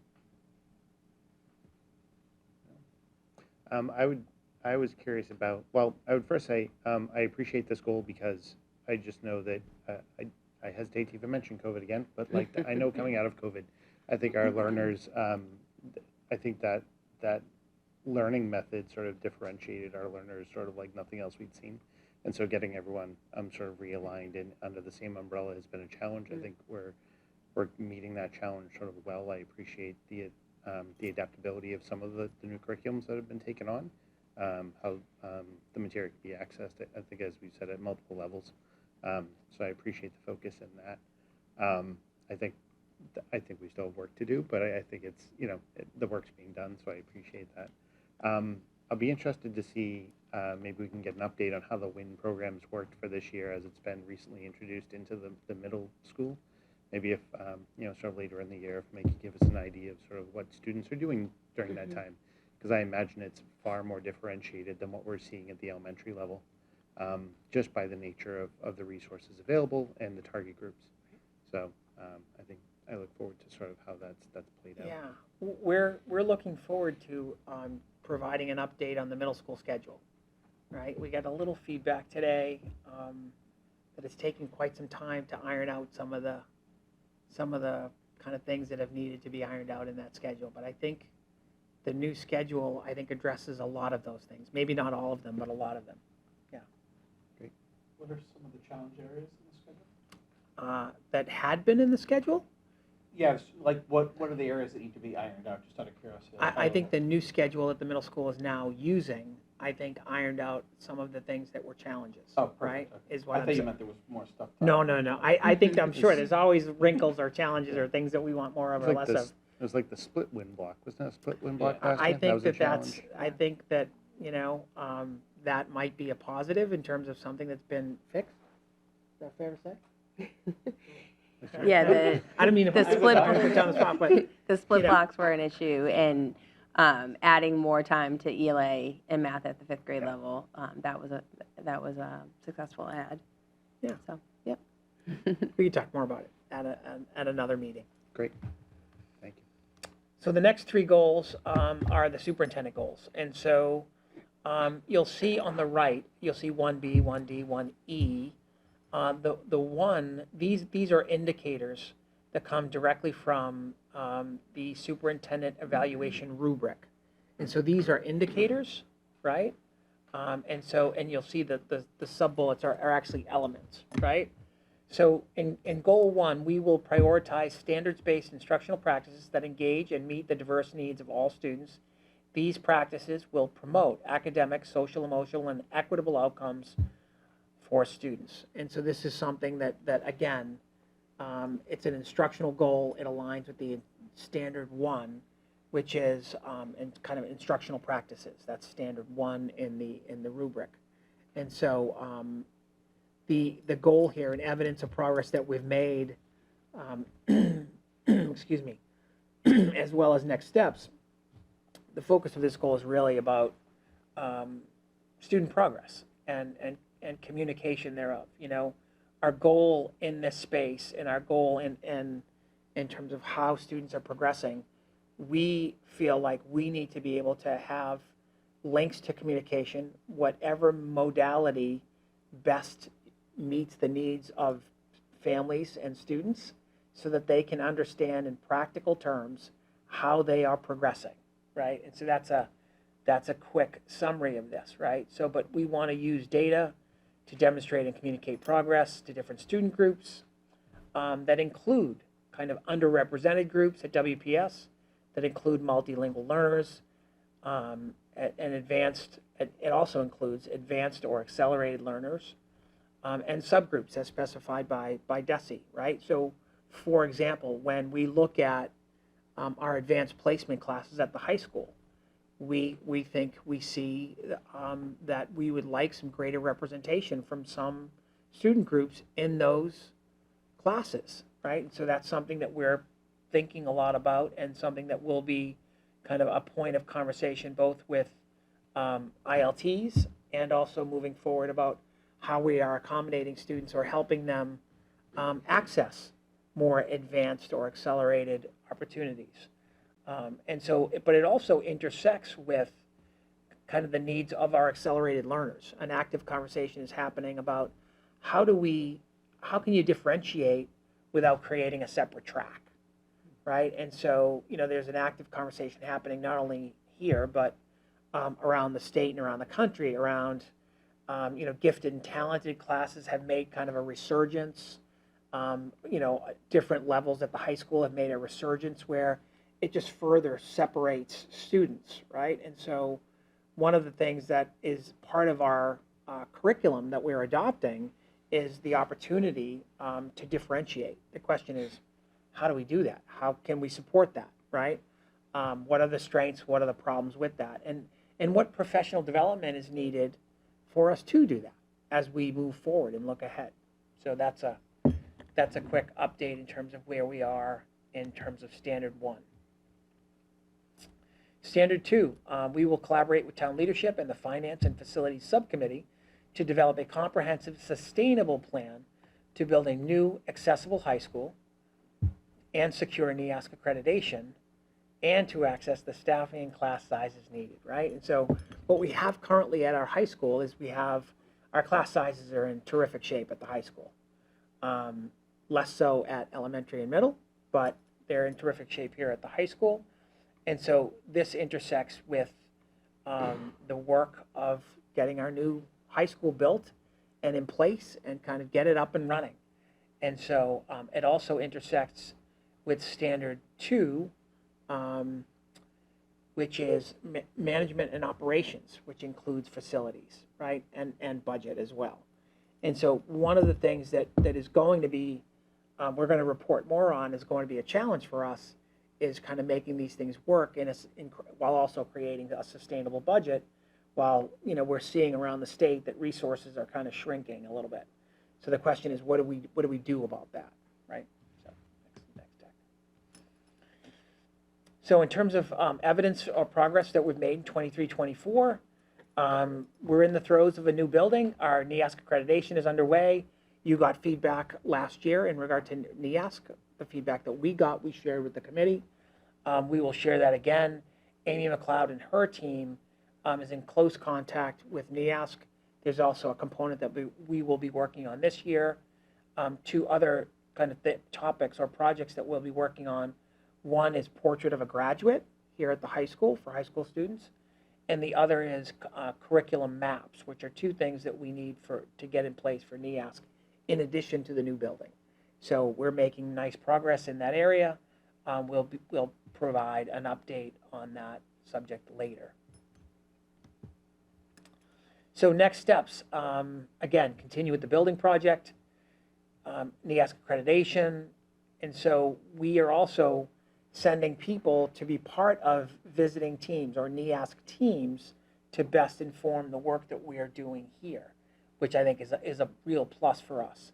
And so it's also a goal of ours at the district level to really start to open up the lens to think about Portrait of a Graduate, not only at the high school level, but at the middle school and elementary levels as well, and to think about Portrait of a Graduate and the things that we want students to know and be able to do as standards of how we commit resources, right? And so to do this work, what does it take, right? To provide counseling support for students, what does it take, you know? And so we need to start to kind of create a through line about how we're dedicating resources and the cost of that it's going to take to kind of get where we want to be. So goal 3 is, you know, it says here, we will refine and create comprehensive and efficient systems of communication.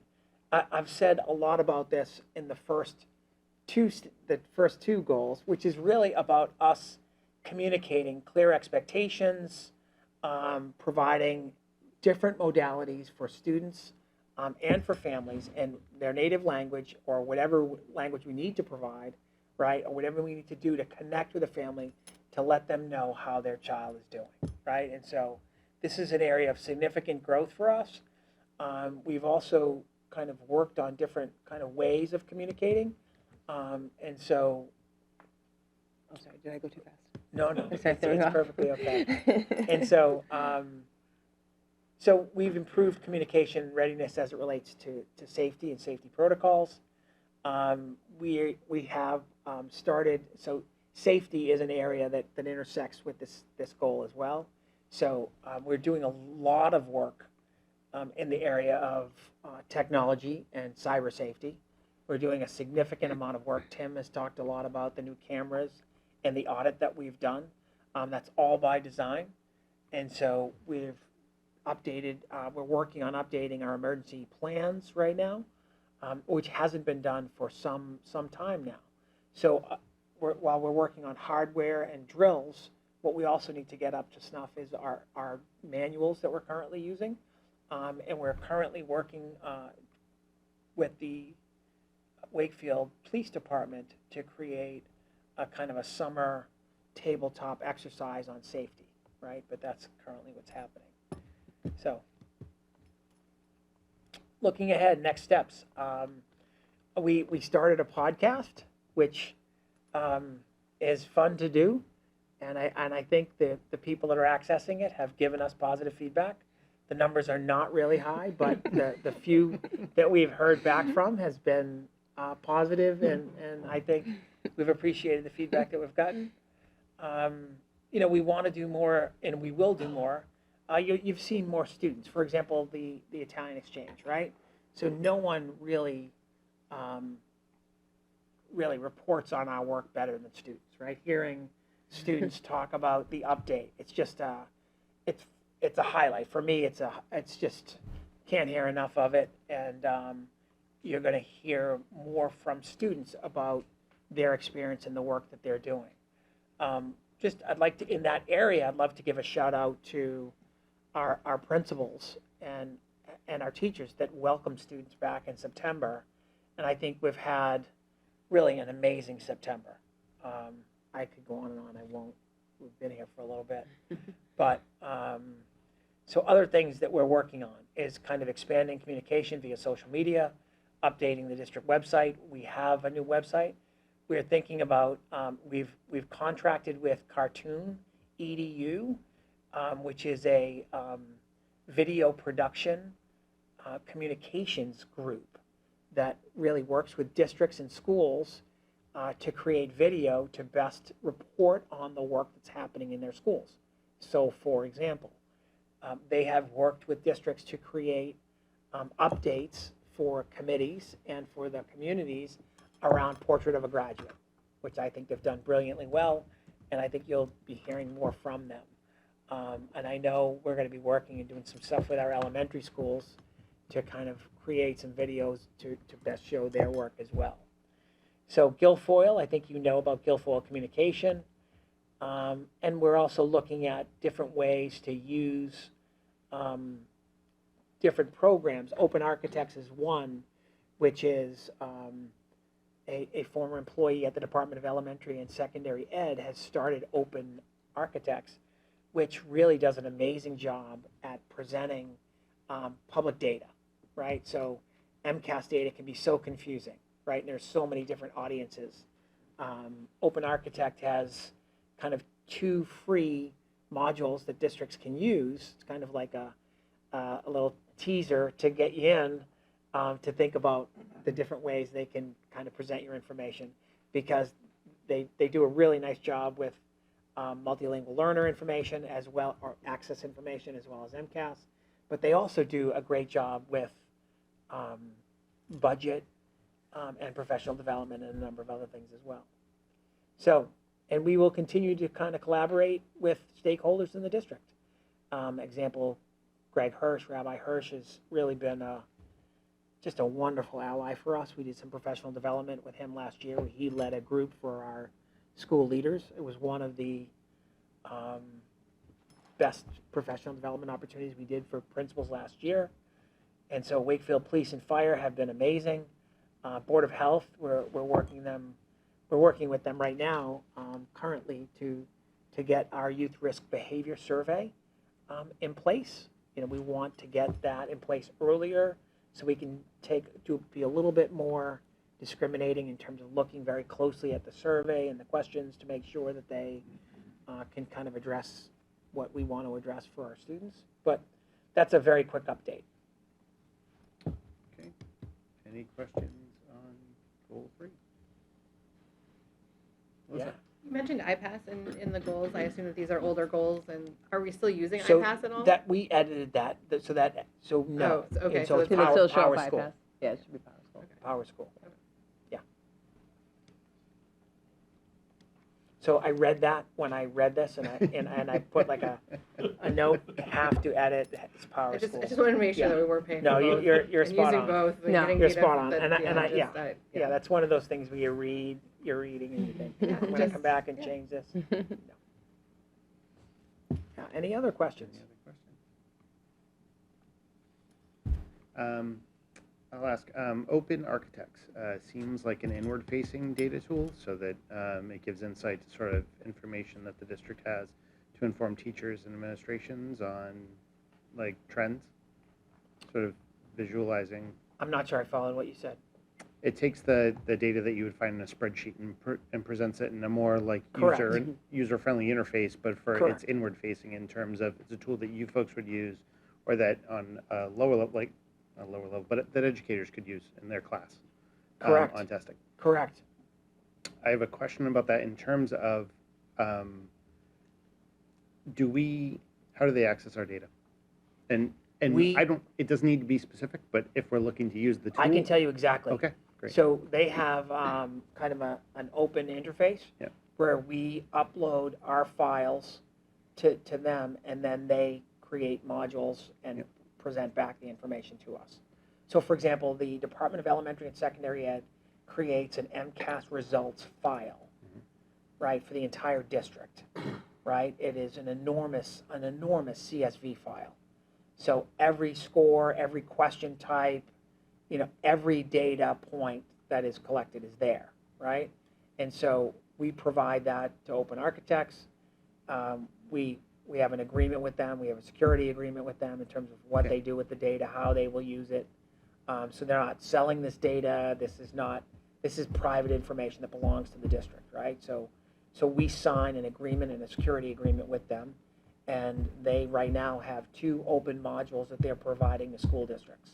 So not only us, but I think the majority of our surrounding districts, but we are certainly jumping in on this and thinking about ways that it can help us. But it is one of the things that's a plus, and that we've talked about is kind of multiple people that would like to see this data. Mm-hmm. So teachers would like to see their classroom data. So it can provide that. Teachers would like to see question types by strand, by standard, right? And so it can kind of break it out in a number of different ways very, very quickly without having to wrestle a giant CSV file, Sure. right? And to program it and to get it into if you could do Visual Basic, you could probably do it in no time. Yeah. Or you Yeah. could just use Excel to do it. Yeah. No, that'd be But gross. it- Power BI. yeah. But I would just be, I get nervous when the information starts to be less studentized, when it starts to be sort of student specific.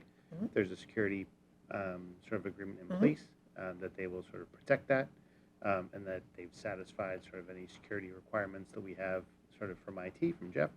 Then I'd feel more comfortable with that. I just I start seeing, at the classroom level, that student level, I wonder who has access to that data. Mhm. And I want people to feel comfortable with us using the tools that we use. Thank you. Yeah. If it's helpful to have, after we present using the product, if it's helpful to have them in, we're more than welcome to invite them in to talk about what they do. Might be. I'd be interested maybe from a financing perspective to know what the pricing model is. If it's like how the licensing works. So this is another positive, is they have, so for example, there's another program that a lot of districts, not a lot, a few districts are using that is really expensive, that has an AI component that can split things, it can crack data in a number of different ways and present it back. And so in terms, and the price is prohibitive, it's $60,000 to use the product. This, again, gives 2 modules for free, and then, it's the price after that is very nominal. You can scale up. It's the entry opportunity to do that is we're much more able to do that, and they're much more open to creating partnerships.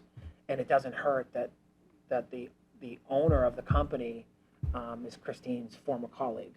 So I think that's going to be helpful in helping us figure out how to make this work over time, if we're going to use the product. But more to follow. I feel like we're losing everybody. Great. No, some. All right, appreciate that. And I appreciate that, communication being a goal. I think it's a moving target. I think it always has been. Yeah. And so it seems like we're pivoting in the right sort of places. So it's good. Thank you. Sure. No, thank you for the time. It's a lot of information. Yeah. And, we try to create a prompt because I know at some point we'll do the supervision evaluation piece, and we can revisit these, and we can kind of split off the first 3 and take a look at the second 3 goals. Yeah. Okay? Great. Yeah. That's it from us. Thank you so much. As a reminder to the committee, we will be doing superintendent evaluations this year. I think we were going to kick it off in the fall. I will always schedule for sort of how that will break out, and then the goals as presented will be part of that rubric for what we will be using for a basis of measurement. So for those that have not maybe gone through the process before, I know some of you are veterans, but that's good to see the goals in advance of that work. So thank you. Was that it for superintendent remarks? It is. Okay. All right. In terms of chair comments, I don't have much. I wanted to comment on one thing which I got a chance to attend, which was the update on the high school work that was being done. A couple of interesting community points about that was that for those that are paying attention, the upper lot for student parking should open up on November 8th. There was comment thank you, Shay. There was comment that they ran into some construction difficulties with some shale up there, so hopefully it's a little bit delayed, but they're hoping for November 8th. The crossing guard is back on Vernon and Farm, which is welcome. New crossing guard, New crossing guard. not the same one. That position has been refilled with another body. Correct. Wonderful. And then for those that would like to get on their email list, if you go to their website, which is like http Wakefield MHSproject.com, there should be a link to subscribe to email updates, which are helpful. And then one sort of thing of note, which I found interesting, is that, and I didn't know this, when the Savings Bank Theater was built in this high school, There were donations that were solicited, and people could sort of purchase some commemorative plaque that was placed on a chair inside the Savings Bank Theater. And those plaques will be sort of redone in the new theater in the new high school. So it won't be a transfer of the existing plaque there, but new plaques will be created using the exact same verbiage, and those will be affixed to chairs in the new high school theater, which I thought was great. So it's such a nice way of continuing sort of the memory of those folks who were mentioned there. So lots of great work happening on the high school. I think it's hard to miss when you're in this building, but for those in the broader community, they can't really see it because it's behind the existing high school. But there's work being done and moving right along. I think steel's going up soon, so we'll start getting some height, which would be great. Subcommittee, oh no, excuse me, budget items. Sorry, Christine. That's okay. I was going to treat you like I treated the youth advisor the other week. I apologize. Really quick. This is the financial report for July through September 2024. As you'll see, we are now under 10% remaining available with our encumbrances and our POs to go through. And just to highlight, because Rosie was here tonight, the special ed tuition line, line 13, is just under $400,000 remaining.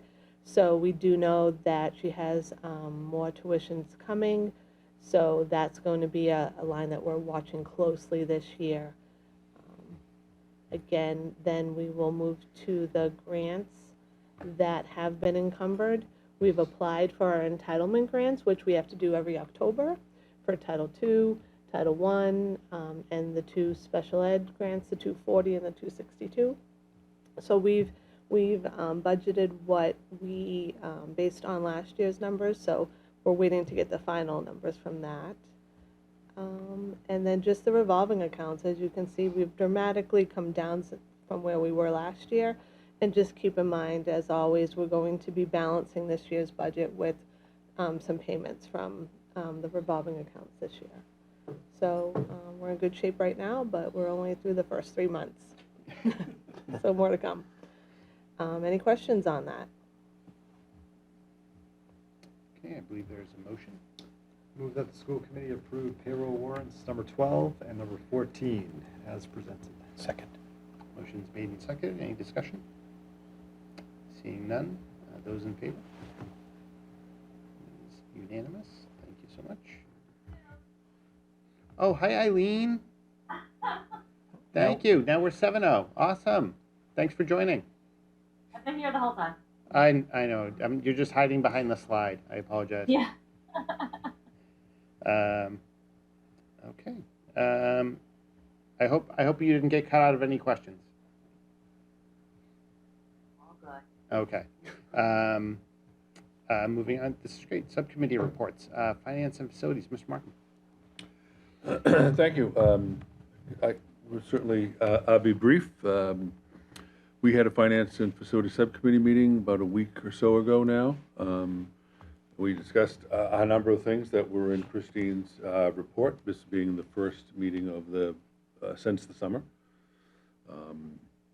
Beginning with the fiscal 26 budget calendar that we reviewed and approved earlier tonight. We talked about some of the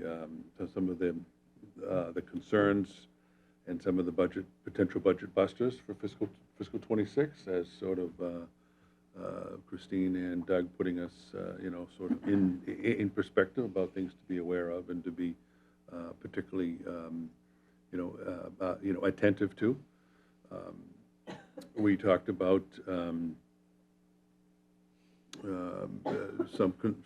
just where we were in fiscal 25, which is again the report that Christine just presented a moment ago. We also set in place 2 more meetings to round out the rest of the calendar year, a meeting for November and a meeting for December.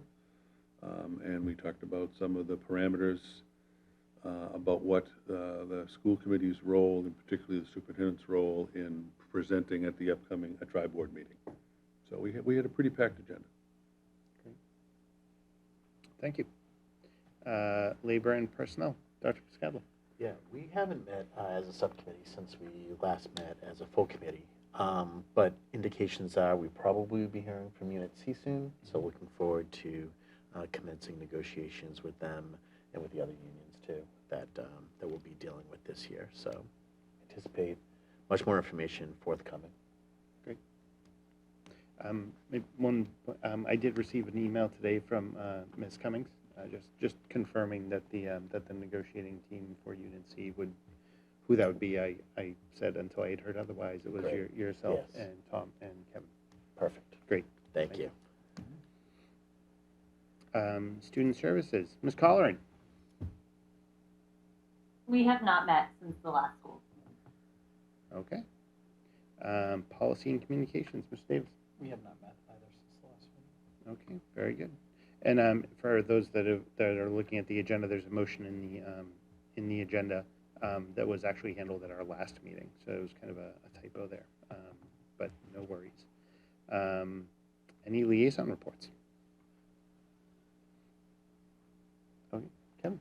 There was a meeting of the Environmental Sustainability Commission last week, and I want to message out that on November 6th, which is a Wednesday, there's going to be a pumpkin collection at all the elementary schools and the Doyle throughout the day for composting pumpkins. So make sure you get your pumpkins over to the schools. Again, that's Wednesday, November 6th. Also, there were conversations with the Dole Bear about composting, because composting has been at the Woodville. They were talking about certain challenges they were having at the Woodville, logistical concerns, labor, personnel concerns. But they were talking about expanding it to the Dole Bear. So I think that's a welcome development. And I think, has the warrant come out yet? Yes. For town meeting? Yeah. It is, so that's fully out, yeah, okay. And the solar panels, There's definitely bids they budgeting. received. I forget where they are in the process. Do you remember? yeah, I didn't know if that was It's on been the, put out to bid, and I haven't Oh, heard okay. anything from Okay. anything back yet. so that's on the radar too. Yes, it The is. solar panel installation on the Galvin. At the time of the meeting, I think there was a question about exactly what the language was on the warrant regarding that. But that's something to be looked at. But there'll be another meeting before town meeting, so I can give another update. Great. That's it. Looking forward to the classic rivalry between Dole Bear and Woodville as to who collects the most pumpkins for Black Earth on that date. They only get a leg up because they're the bigger schools versus the Walton and Greenwood. But Greenwood also shows up heavy, so that's good. Anyone else? No.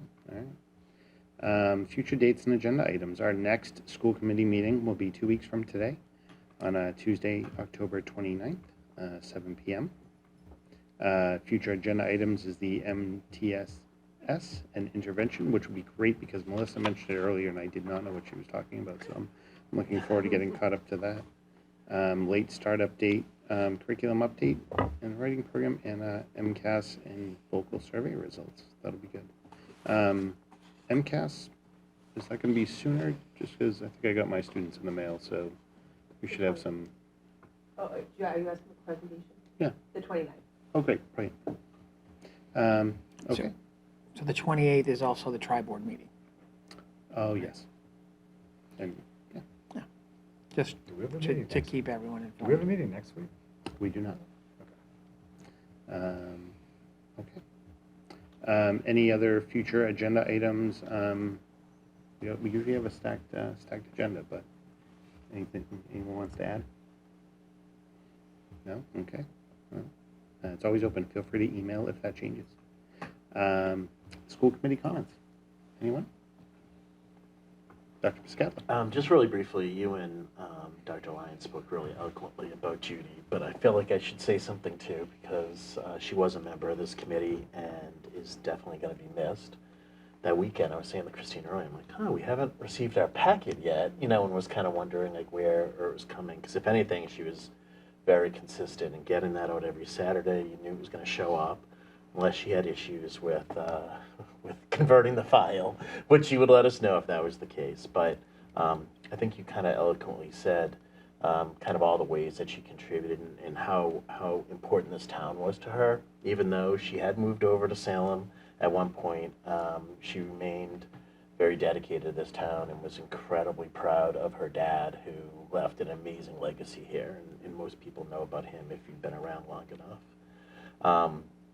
I really admire teachers. I really admire social workers. And, you know, Judy, as a social worker, cared for some of the most vulnerable people in the most vulnerable situations in this community. And so for what she lacked kind of in stature, she was so tiny.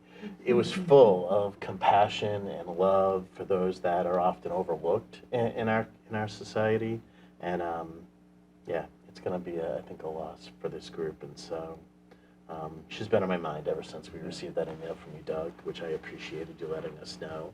I've also kind of went online and read some of her classmates talking about and remembering her as well. And so I thought that was a nice tribute as well. So just she's on my mind and in my prayers, and yeah, wish her well. We're up there. That's all. Thank you. Tom? Yeah, I just would concur with what Kevin said, as well as appreciate the kind remarks, Stephen, that you and Dr. Lyons made with regard to Judy's passing.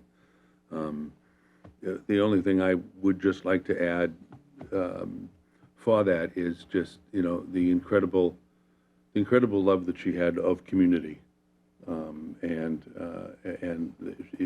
her, you know, we grew up in the same neighborhood, so I had the pleasure of being an acquaintance and a friend of hers and her family's for many years, and the, you know, the sudden unexpected passing has really left the community of those, the family, the neighborhood, those that are close, that were close, you know, to her, and really gripping for answers, you know, gripping for an appreciation for how you know, valuable life is, and how fleeting it can be. And I think that's, you know, one of the lessons that, maybe not a lesson, but one of the talking point that so many folks in recent weeks have shared is exactly how fleeting, you know, life can be. We all think, or we all, you know, can think, and you know, of the last time that we may have engaged with someone who passed, you know, unexpectedly. And I know that was a lot of the conversation, you know, around. Kevin referenced he was in the class of '79, and lots of those, you know, lots of those class members, both online and stories that were shared, you know, anecdotally in that, were all about, geez, I just talked to her the other day or last week, or haven't talked to her since. In the class of '79 is getting ready for an upcoming reunion gathering in a matter of weeks. So this is certainly taking a toll with those members. But I just really wanted to to echo the very kind words that you said, and certainly we all keep, you know, the Boudiette family in our thoughts and prayers for the future. Thank you. Thank you, Tom. Okay. Yeah. I think we have a motion to adjourn.